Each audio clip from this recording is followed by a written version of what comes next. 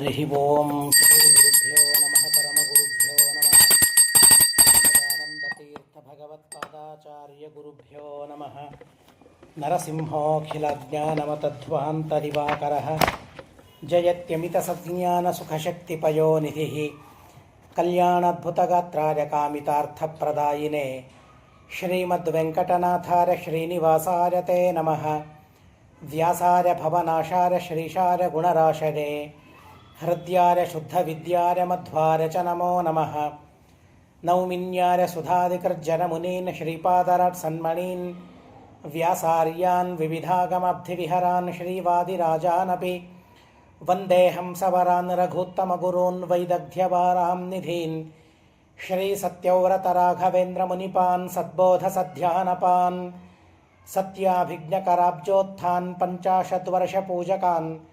ಸತ್ಯಪ್ರಮೋದತೀರ್ಥಾರ್ಯಾನ್ ನೌಮಿನ್ಯಾರ್ಯ ಸುಧಾರತಾನ್ ಶಾಸ್ತ್ರೇಷು ಪಾರದೃಶ್ವಾನಂ ಶಾಸ್ತ್ರಜ್ಞೇಷು ಚ ವತ್ಸಲಂ ದೀನಭಕ್ತೋದ್ಧಾರಕರಂ ಸತ್ಯಾತ್ಮಾನಂ ಗುರುಂ ಭಜೆ ವಿದ್ಯಾಪೀಠವಿಧಾತಾರಂ ವಿದ್ಯಾವಾರಿಧಿಚಂದಿರಂ ವಿದ್ಯಾರ್ಥಿವತ್ಸಲಂ ವಂದೇ ಮಹಾಮಹಿಮಸದ್ಗುರುಂ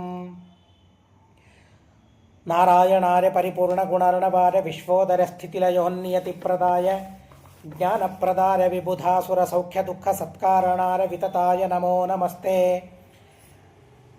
ನಾರಾಯಣಂ ನಮಸ್ಕೃತ್ಯ ನರಂ ಚೈವ ನರೋತ್ತಮಂ ದೇವೀಂ ಸರಸ್ವತೀಂ ವ್ಯಾಸಂ ತತೋ ಜರಮುದೀರಯೇತ್.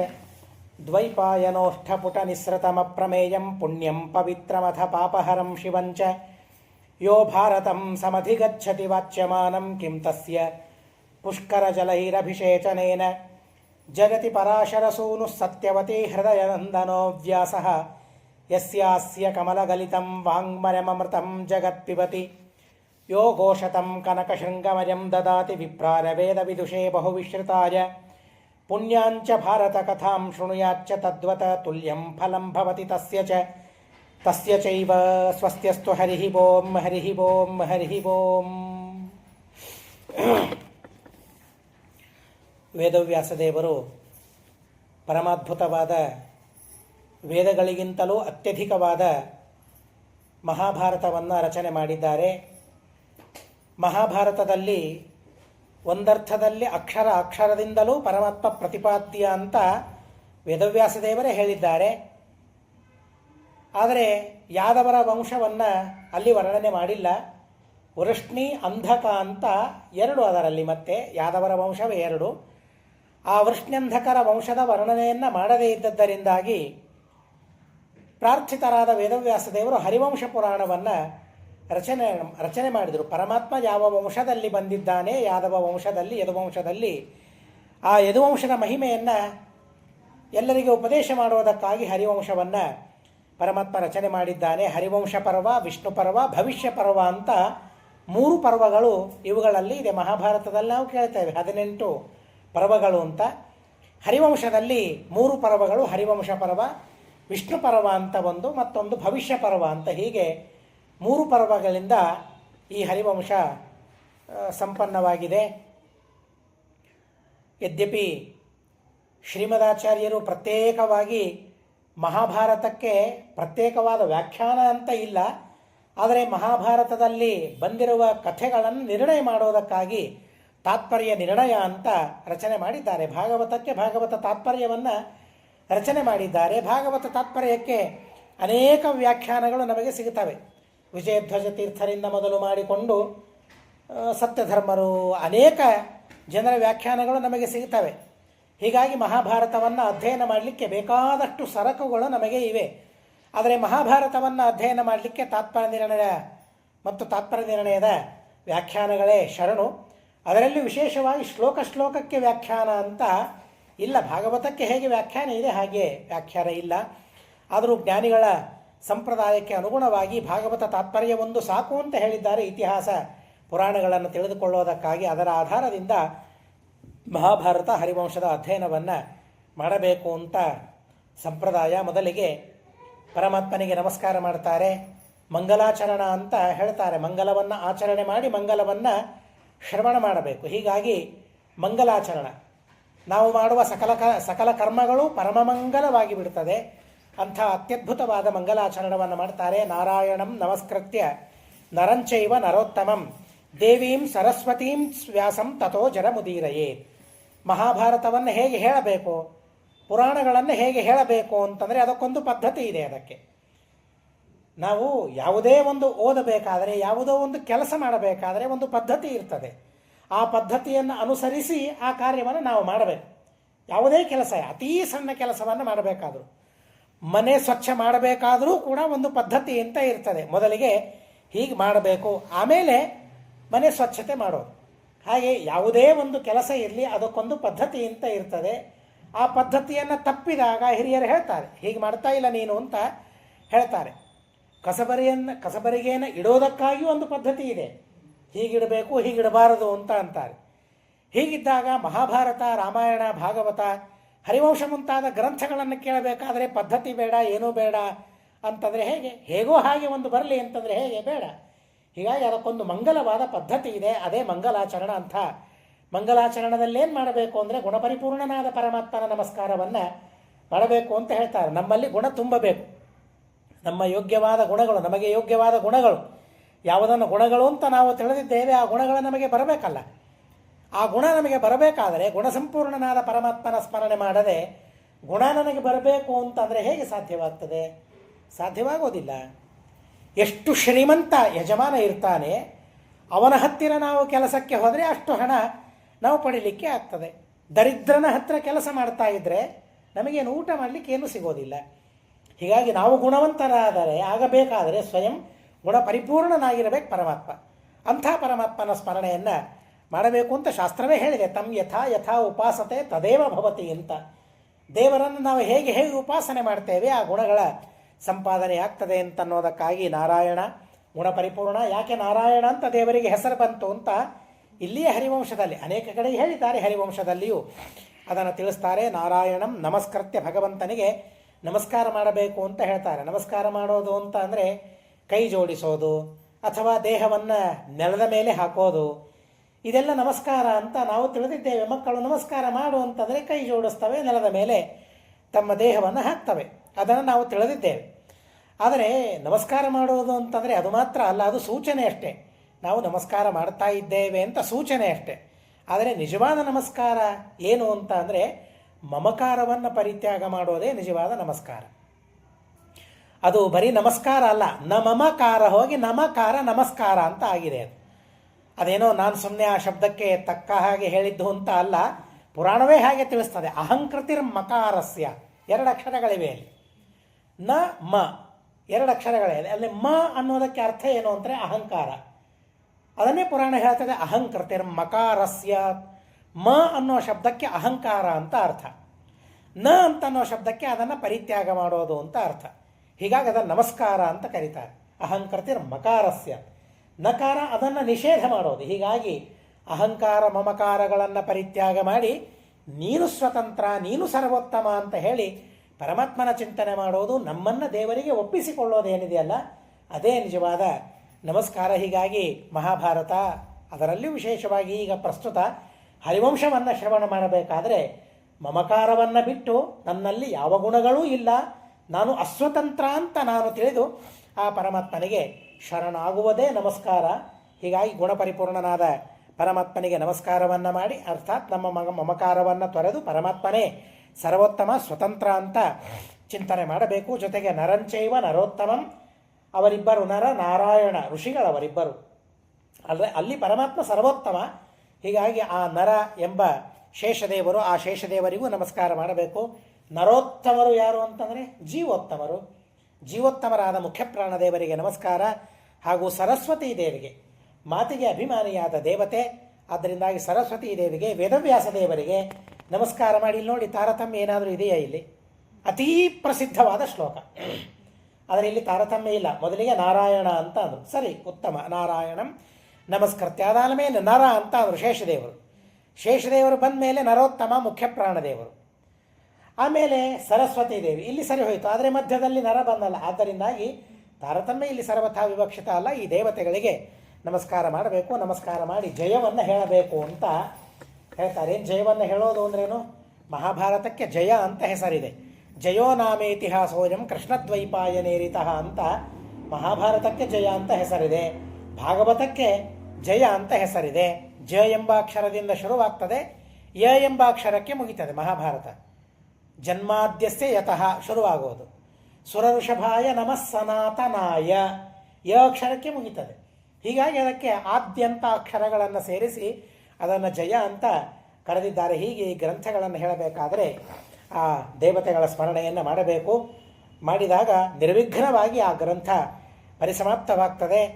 ನಾವು ಏನು ಹೇಳಬೇಕು ಅಂತ ಅಂದ್ಕೊಂಡಿದ್ದೇವೆ ಅದನ್ನು ಹೇಳಲಿಕ್ಕೆ ಆಗ್ತದೆ, ಏನು ಕೇಳಬೇಕು ಅಂತ ಅಪೇಕ್ಷೆ ಪಟ್ಟಿದ್ದೇವೆ ಕೇಳಲಿಕ್ಕಾಗ್ತದೆ, ನಮ್ಮ ಅಪೇಕ್ಷೆಗಳು ಪೂರ್ಣವಾಗ್ತದೆ ಅಂತನ್ನೋದಕ್ಕಾಗಿ ಆ ರೀತಿಯಾದ ಮಂಗಲವನ್ನು ಮಾಡಬೇಕು. ಮಹಾಭಾರತ ಯಾರು ಹೇಳಿದ್ದಾರೆ? ಯಾರ ತುಟಿಗಳಿಂದ ಹೊರಗೆ ಬಂದದ್ದು ಅದು, ಎಷ್ಟು ಪವಿತ್ರವಾದದ್ದು ಅದು. ಅಂದರೆ ದ್ವೈಪಾಯನೋಷ್ಠಪುಟಂ ಪುಟನಿಸ್ರತಂ ಅಪ್ರಮೇಯಂ ಪುಣ್ಯಂ ಪವಿತ್ರಮಥ ಪಾಪಹರಂ ಶಿವಂಚ ಯೋ ಭಾರತಂ ಸಮಧಿಗಚ್ಚತಿ ವಾಚ್ಯಮಾನಂ ಕಿಂ ತಸ್ಯ ಪುಷ್ಕರ ಜಲೈರಭಿಷೇಚನೇನ.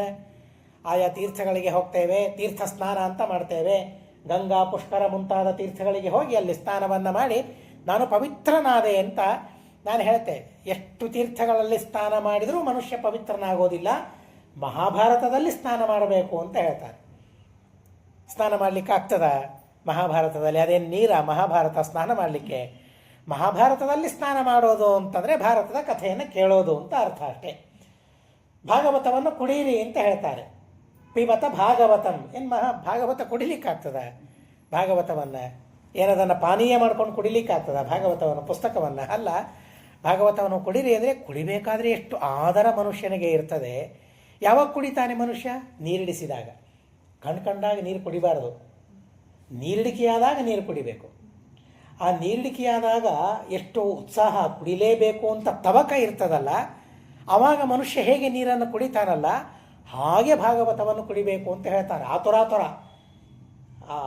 ನೀರಿಡಿಕೆಯಾದಾಗ ನಮ್ಮ ಅನುಭವನೇ ಹೇಗೆ ನೀರು ಕುಡಿತೀವಲ್ಲ ಹಾಗೆ ಭಾಗವತವನ್ನು ಕೇಳಬೇಕು ಅಂತ ಅಂತಾರೆ. ನೀರಿಡಿಸಿದಾಗ ಮಾತ್ರ ಹಾಗೆ ನಾವು ನೀರನ್ನು ಕುಡಿತೇವೆ. ನೀರಿಡಿಕೆ ಆಗದೇ ಇದ್ದಾಗ ಹಾಗೆ ಕುಡಿತೀವ? ಅಷ್ಟು ಆಧಾರ ಇರ್ತದ? ಇದ್ರೆ ಇರಲಿ, ಬಿಟ್ಟರೆ ಬಿಡಲಿ ಅಂತ ಇರ್ತದೆ. ಸಿಕ್ಕರೆ ಸಿಗಲಿ, ಇಲ್ಲೇ ಇಲ್ಲ. ನಮ್ಮ ಟೈಮ್ ಒಂದಿರ್ತದೆ, ಆ ಟೈಮ್ ಆದಾಗ ನೀರು ಕುಡಿಬೇಕು ಅಂತ ನಮ್ಮದೊಂದು ಆ ರೀತಿಯಾಗಿ ಮಾಡ್ಕೊಂಡಿರ್ತೇವೆ. ಆದರೆ ನೀರಿಡಿಸಿದಾಗ ನಾವು ಹೇಗೆ ನೀರು ಕುಡಿತೀವಲ್ಲ ಹಾಗೆ ಭಾಗವತವನ್ನು ಕೇಳಬೇಕು. ಯಾವಾಗ? ನೀರಿಡಿಸಿದಾಗ ಮಾತ್ರ ಅಲ್ಲ, ಲಿಂಗ ಶರೀರ ಭಂಗವಾಗುವ ತನಕ ಅದೇ ಉತ್ಸಾಹದಿಂದ, ಅದೇ ಶ್ರದ್ಧೆಯಿಂದ ಭಾಗವತ ಮಹಾಭಾರತಾದಿಗಳನ್ನು ಕೇಳಬೇಕು ಅಂತ ಹೇಳ್ತಾರೆ. ದ್ವೈಪಾಯನೋಷ್ಠಪುಟ ನಿಸ್ಸೃತಂ. ದ್ವೈಪಾಯನರು ಯಾರು? ದ್ವೈಪಾಯನರು ಅಂದರೆ ವೇದವ್ಯಾಸದೇವರು. ದ್ವೀಪದಲ್ಲಿ ಹುಟ್ಟಿದವರು, ದ್ವೀಪದಲ್ಲಿ ಅವತರಿಸಿದವರು. ದೇವರಿಗೆ ಹುಟ್ಟು ಇಲ್ಲ, ಜೀವನೇ ಹುಟ್ಟೋದಿಲ್ಲ ಅಂದರೆ ದೇವರಲ್ಲಿ ಹುಟ್ಟುತ್ತಾನೆ? ಜೀವರಿಗೆ ಈ ಜಡವಾದ ದೇಹ ಬರ್ತದೆ ಅಷ್ಟೇ. ಇದೇ ಜೀವನ ಜನ್ಮ ಅಂತ ನಾವು ಹೇಳ್ತೇವೆ. ಜಡವಾದ ದೇಹದ ಸಂಪರ್ಕವೇ ಜನ್ಮ. ಜಡವಾದ ದೇಹ ತೊಲಗಿ ಹೋದರೆ ಅದನ್ನು ಮರಣ ಅಂತ ಕರಿತೇವೆ. ಅದರ ಹೊರತಾಗಿ ಜೀವನಿಗೆ ಜನನ ಮರಣಗಳೆಲ್ಲಿದೆ? ಜೀವನಿಗೆ ಜನನ ಮರಣಗಳಿಲ್ವೇ ಇಲ್ಲ. ಜೀವನಿಗೆ ಹುಟ್ಟಿಲ್ಲ ಅಂತಂದಮೇಲೆ ದೇವರಿಗೆ ಎಲ್ಲಿ ಹುಟ್ಟು? ಆ ದೇವರಿಗೆ ನಮ್ಮಂತೆ ಜಡವಾದ ದೇಹದ ಪ್ರಾಪ್ತಿಯಾಗಲಿ, ಜಡವಾದ ದೇಹ ತೊಲಗಿ ಹೋಗುವುದಾಗಲಿ ಇದೂ ಕೂಡ ಆ ದೇವರಿಗೆ ಇಲ್ಲ, ಪರಮಾತ್ಮನಿಗೆ ಇಲ್ಲ. ಆದರೂ ಕೂಡ ಪರಮಾತ್ಮ ಅವರವರ ಸಾಧನೆಗೆ ಅನುಗುಣವಾಗಿ ಪರಮಾತ್ಮ ಅವತಾರವನ್ನು ತಾಳ್ತಾನೆ. ಎಲ್ಲಿ ಅವತಾರ ತಾಳಿದ ಪರಮಾತ್ಮ? ದ್ವೀಪದಲ್ಲಿ ಅವತಾರ ತಾಳಿದ. ಅಯನ ಅಂದರೆ ಆಶ್ರಯ, ಅಯನ ಅಂದರೆ ಭೂಮಿ. ದೇವರು ಅವತರಿಸಿದ ಭೂಮಿ ಯಾವುದು ಅಂದರೆ ದ್ವೀಪ. ಆ ದ್ವೀಪದಲ್ಲಿ ಭಗವಂತ ಅವತರಿಸಿದ್ದಾನೆ ಅನ್ನೋದಕ್ಕಾಗಿ ಭಗವಂತನಿಗೆ ದ್ವೈಪಾಯನ ಅಂತ ಹೆಸರು ಬಂದಿದೆ ಅಂತ ಹೇಳ್ತಾರೆ. ಇನ್ನೊಂದು ಶ್ವೇತದ್ವೀಪಕ್ಕೆ ಅಧಿಪತಿ ಪರಮಾತ್ಮ, ದ್ವೀಪದ ಅಧಿಪತಿ. ದ್ವೀಪದಲ್ಲಿ ಅವತರಿಸಿದ್ದಾನೆ ದ್ವೈಪಾಯನ. ದ್ವೀಪದ ಶ್ವೇತದ್ವೀಪದ ಅಧಿಪತಿಯಾದ್ದರಿಂದಾಗಿ ಪರಮಾತ್ಮನಿಗೆ ದ್ವೈಪಾಯನ ಅಂತ ಕರೀತಾರೆ. ಅಂಥ ಪರಮಾತ್ಮ ಉಪದೇಶ ಮಾಡಿದ ಅತ್ಯದ್ಭುತವಾದ ಗ್ರಂಥ ಇದು. ಅಪ್ರಮೇಯಂ. ಪೂರ್ಣವಾಗಿ ತಿಳಿಲಿಕ್ಕಾಗ್ತದೆ. ಅಪ್ರಮೇಯ ಅಂದ್ರೇನು? ಮೇಯ ಅಂದರೆ ತಿಳಿಲಿಕ್ಕೆ ಸಾಧ್ಯವಾದದ್ದು ಅಂತ ಅರ್ಥ. ಮೇಯ ಅಂದರೆ ಪ್ರಮೇಯ, ಭಾರೀ ಪ್ರಯತ್ನ ಮಾಡಿ ತಿಳಿಬೇಕು. ಅಪ್ರಮೇಯ, ಏನು ಪ್ರಯತ್ನ ಮಾಡಿದರೂ ಪೂರ್ಣವಾಗಿ ತಿಳಿಲಿಕ್ಕಾಗೋದಿಲ್ಲ ಪರಮಾತ್ಮನನ್ನು. ಏನಾದರೂ ಪ್ರಯತ್ನ ಮಾಡಿ ತಿಳಿಬಹುದಾ ದೇವರನ್ನು? ಪರಿಪೂರ್ಣವಾಗಿ ಸರ್ವಥಾ ಸಾಧ್ಯವಿಲ್ಲ. ಸ್ವಲ್ಪ ವಿಚಾರ ಮಾಡಿದರೆ ನನ್ನನ್ನು ತಿಳಿಲಿಕ್ಕೆ ಸಾಧ್ಯವಿದೆಯಾ? ನಾನು ಯಾರು ಪ್ರಶ್ನೆ ಮಾಡ್ಕೊಂಡು ಬಿಟ್ಟರೆ ಎಂಥ ಆಶ್ಚರ್ಯ ಅಂತ ಅನ್ನಿಸ್ತದೆ. ನನ್ನನ್ನು ನಾನೇ ತಿಳ್ಕೊಳ್ಳಿಕ್ಕಾಗಿಲ್ಲ ಇನ್ನೂ ನಾನು ಯಾರು ಅಂತ. ದೇವರನ್ನು ತಿಳ್ಕೊಳ್ಳಿಕ್ಕೆ ಏನಾಗ್ತದೆ ನನಗೆ? ಈ ಅತೀ ಸಣ್ಣ ಪರಿಜ್ಞಾನ ನಮಗಿಲ್ಲ. ಶ್ರೀಮದಾಚಾರ್ಯರಾಗಲಿ ಪುರಾಣಗಳಾಗಲಿ ನಮಗೆ ತಿಳಿಸಿಕೊಡೋದೇ ಇದನ್ನು. ನಾನು ಜೀವ ಅಂತ ಗೊತ್ತು, ಜಡ ಅಲ್ಲ ಅಂತ ಅಷ್ಟು ಗೊತ್ತು. ನಾನು ಗೊತ್ತಾ? ನನಗೆ ಗೊತ್ತು. ಏನು? ನಾನು ಜಡ ಅಲ್ಲ, ನಾನು ಪುಸ್ತಕ ಅಲ್ಲ, ನಾನು ಗಂಟೆ ಅಲ್ಲ, ಮೊಬೈಲ್ ಅಲ್ಲ. ಯಾರಾದರೂ ಹಾಕಿ ಕರೆದರೆ ನನ್ನ ಹೆಸರಲ್ಲ, ನನ್ನ ಹೆಸರು ಯಾವುದಲ್ಲ ಆ ಹೆಸರಿಟ್ಟು ನನ್ನನ್ನು ಕರೆದರೆ ನಾನು ನೋಡ್ತೀನ? ಇಲ್ಲ. ಯಾಕೆ? ನನಗೊಂದು ಹೆಸರಿಟ್ಟಿದ್ದಾರೆ. ಆ ಹೆಸರಿಟ್ಟಾಗ, ಆ ಹೆಸರು ಕರೆದಾಗ ನಾನು ಹೋಗ್ಕೊಡ್ತೇನೆ, ನಾನು ನೋಡ್ತೇನೆ, ನಾನು ಇವನು ಅಂತ ಈಗ ನಾನು ತಿಳಿದಿದ್ದೇನೆ. ಮುಂದಿನ ಜನ್ಮದಲ್ಲಿ ಇದೇ ಹೆಸರು ನನಗಿದೆಯಾ? ಇಲ್ಲ. ಹುಟ್ಟಿದ 10 ದಿವಸಗಳು ನನ್ನನ್ನೇನಂತ ಕರೀತಾರೆ, ಏನಂತ ಗುರುತಿಸ್ತಾರೆ? ಯಾರನ್ನು ನಾನು ನೋಡ್ತೇನೆ? ನಾನು ಒಬ್ಬ ಜೀವ, ಅಷ್ಟೇ ನನಗೆ ಗೊತ್ತು. ಆದರೆ ಜೀವನಾದರೂ ಆ ಜೀವ ಯಾವ ಜೀವ ನಾನು? ನನಗೇನು ಗೊತ್ತಿದೆ? ಏನೂ ಗೊತ್ತೇ ಇಲ್ಲ ನನಗೆ. ಆ ಜೀವರಲ್ಲಿ ಯಾವ ಜೀವ? ಜೀವನಲ್ಲಿ ಅನೇಕ ಯೋನಿಗಳಿವೆ ಅಲ್ಲ, ಒಂದೇ ಯೋನಿಯ? ಪಶು, ಪಕ್ಷಿ, ಕ್ರಿಮಿ, ಕೀಟ, ವೃಕ್ಷ, ಗುಲ್ಮ, ಲತಾಗಳು, ಜೀವರೆಷ್ಟು? ಅನಂತ ಜೀವರಾಶಿಗಳು, ಒಂದಲ್ಲ ಎರಡಲ್ಲ. ಹೀಗಾಗಿ ಆ ಜೀವರಾಶಿಗಳಲ್ಲಿ ನಾನು ಯಾವ ಜೀವ? ಗೊತ್ತಿದೆಯಾ ನನಗೆ? ಗೊತ್ತಿಲ್ಲ. ಹುಲ್ಲಾಗಿರಬಹುದು, ಅಥವಾ ಮತ್ಯಾವುದೋ ಗಿಡ ಆಗಿರಬಹುದು, ಮನುಷ್ಯನಾಗಿರಬಹುದು. ನಾನು ಏನು ಅಂತ ಗೊತ್ತಿಲ್ಲ. ಜೀವ ಅಷ್ಟು ಮಾತ್ರ ನನಗೆ ಗೊತ್ತು. ಇಂಥ ಪರಿಸ್ಥಿತಿ ನಂದಿದ್ದಾಗ ಇನ್ನು ದೇವರನ್ನೇನು ತಿಳಿಲಿಕ್ಕೆ ಸಾಧ್ಯವಿದೆ ಪರಿಪೂರ್ಣವಾಗಿ? ಹೀಗಾಗಿ ಪರಮಾತ್ಮನನ್ನು ಅಪ್ರಮೇಯ ಅಂತ ಕರೀತಾರೆ. ಹಾಗೆ ಈ ಮಹಾಭಾರತವೂ ಕೂಡ ಅಪ್ರಮೇಯ, ಪರಿಪೂರ್ಣವಾಗಿ ತಿಳಿಲಿಕ್ಕಾಗೋದಿಲ್ಲ. ಆದರೆ ನಾವು ಎಷ್ಟು ತಿಳಿತೀವಲ್ಲ, ಭಾರೀ ಪುಣ್ಯವನ್ನು ಹರಿವಂಶ ನಮಗೆ ಕೊಡ್ತದೆ. ಅತ್ಯಂತ ಪವಿತ್ರವಾದ ಗ್ರಂಥ ಹರಿವಂಶ. ಎಷ್ಟು ಪವಿತ್ರ ಅಂದರೆ ಗಂಗೆ ಪವಿತ್ರ ಅಂತ ನಾವು ಅಂತೀವಲ್ಲ, ಗಂಗೆಗಿಂತಲೂ ಕೋಟಿ ಪಟ್ಟು ಪವಿತ್ರ ಹರಿವಂಶ ಮಹಾಭಾರತ. ಆ ಪರಿಜ್ಞಾನ ನಮಗಿಲ್ಲ. ಗಂಗೆಯಲ್ಲಿ ಸ್ನಾನ ಮಾಡಬೇಕಾದ್ರೆ ಬಹಳ ದೂರ ಹೋಗಿರ್ತೇವೆ, ಶ್ರಮ ಆಗಿರ್ತದೆ. ಹೀಗಾಗಿ ಭಾರೀ ಆದರದಿಂದ ಭಕ್ತಿಯಿಂದ ಸ್ನಾನ ಮಾಡ್ತೇವೆ ಅಲ್ಲಿ ನಾವು. ಆದರೆ ಮಹಾಭಾರತ, ಭಾಗವತ, ಹರಿವಂಶ ಮುಂತಾದ ಗ್ರಂಥಗಳನ್ನು ಹೇಳಬೇಕಾದರೆ, ಕೇಳಬೇಕಾದ್ರೆ ನಾವು ಅಂಥ ಪ್ರಯತ್ನ, ಅಂಥ ಶ್ರಮ ನಮಗಾಗಿದ್ದರೆ, ಹಾಗಾದರೆ ಇದೊಂದು ಬಹಳ ಬೆಲೆಬಾಳುವ ವಸ್ತು, ಬೆಲೆಬಾಳುವ ಸಂಗ್ರಹ ಗ್ರಂಥ ಅಂತ ನಾವು ತಿಳಿದು ಆಧಾರದಿಂದ ಶ್ರವಣ ಮಾಡಲಿಕ್ಕೆ ಸಾಧ್ಯವಿದೆ. ಇದು ಎಲ್ಲ ತೀರ್ಥಗಳಿಗಿಂತಲೂ, ಕ್ಷೇತ್ರಗಳಿಗಿಂತಲೂ ಪರಮ ಪವಿತ್ರವಾದದ್ದು ಅಂತ ತಿಳಿಸೋದಕ್ಕಾಗಿ ಆದರ ಹುಟ್ಟಿಸ್ಬೇಕಲ್ಲ. ಹೀಗಾಗಿ ಆ ಗ್ರಂಥ, ಯಾವ ಗ್ರಂಥದ ಶ್ರವಣವನ್ನು ಮಾಡ್ತಾ ಇದ್ದೇವೆ ಆ ಗ್ರಂಥದ ಬಗ್ಗೆ ಆದರ ನಮಗೆ ಬರಬೇಕು. ಹೀಗಾಗಿ ಆದರ ಬರೋದಕ್ಕಾಗಿ ಅನೇಕ ಮಾತುಗಳನ್ನು ಮೊದಲಿಗೆ ಹೇಳ್ತಾರೆ. ಪುಣ್ಯವಾದ ಗ್ರಂಥ, ಪುಣ್ಯಪ್ರದವಾದ ಗ್ರಂಥ, ಪವಿತ್ರವಾದ ಗ್ರಂಥ, ನಮ್ಮ ಪಾಪಗಳನ್ನೆಲ್ಲ ಕಳೆಯುವ ಗ್ರಂಥ. ಎಷ್ಟೆಷ್ಟು ಪಾಪಗಳೋ ಗೊತ್ತಿಲ್ಲ, ಒಂದಲ್ಲ ಎರಡಲ್ಲ ನಮ್ಮ ಪಾಪಗಳು. ಆ ಎಲ್ಲ ಪಾಪಗಳನ್ನು ಈ ಗ್ರಂಥ ಪರಿಹಾರ ಮಾಡ್ತದೆ. ಒಂದೊಂದು ಪಾಪ ಇದ್ದದ್ದಕ್ಕಾಗಿ ಒಂದೊಂದು ಅಡ್ಡಿ ನಮಗೆ, ಒಂದಲ್ಲ ಎರಡಲ್ಲ ಅಡ್ಡಿಗಳು, ಆತಂಕಗಳು ನಮಗೆ ಇವತ್ತು. ನಮ್ಮ ಪಾಪ ಎಷ್ಟು ಅಂತ ತಿಳಿಬೇಕಾದರೆ, ನಾವು ಯಾವುದಾದರೂ ಕೆಲಸ ಶುರು ಮಾಡಬೇಕಾದ್ರೆ ಆ ಕೆಲಸ ಹೇಗಾಗಿದೆ, ಎಷ್ಟಾಗಿದೆ, ಎಷ್ಟು ವಿಘ್ನಗಳು ಬಂದಿದೆ, ನನ್ನ ಆರೋಗ್ಯದಲ್ಲಿ ಏನು ಏರುಪೇರುಗಳಾಗ್ತಾ ಇದೆ, ನನ್ನ ಊಟದಲ್ಲಿ ಏನು ಏರುಪೇರುಗಳಾಗ್ತಾ ಇದೆ, ನನ್ನ ಪ್ರಯಾಣದಲ್ಲಿ ಏನು ಏರುಪೇರುಗಳಾಗ್ತಾ ಇದೆ, ನನ್ನ ಬೆಳಗಿನಿಂದ ರಾತ್ರಿಯ ತನಕ ಜೀವನ. ಶಾಸ್ತ್ರದಲ್ಲಿ ಹೇಳ್ತಾರಲ್ಲ, ಪ್ರಾತಃ ಪ್ರಭೃತಿ ಸಾಯಾಂತಂ ಸಾಯಾದಿ ಪ್ರಾತರಂ ತಥ.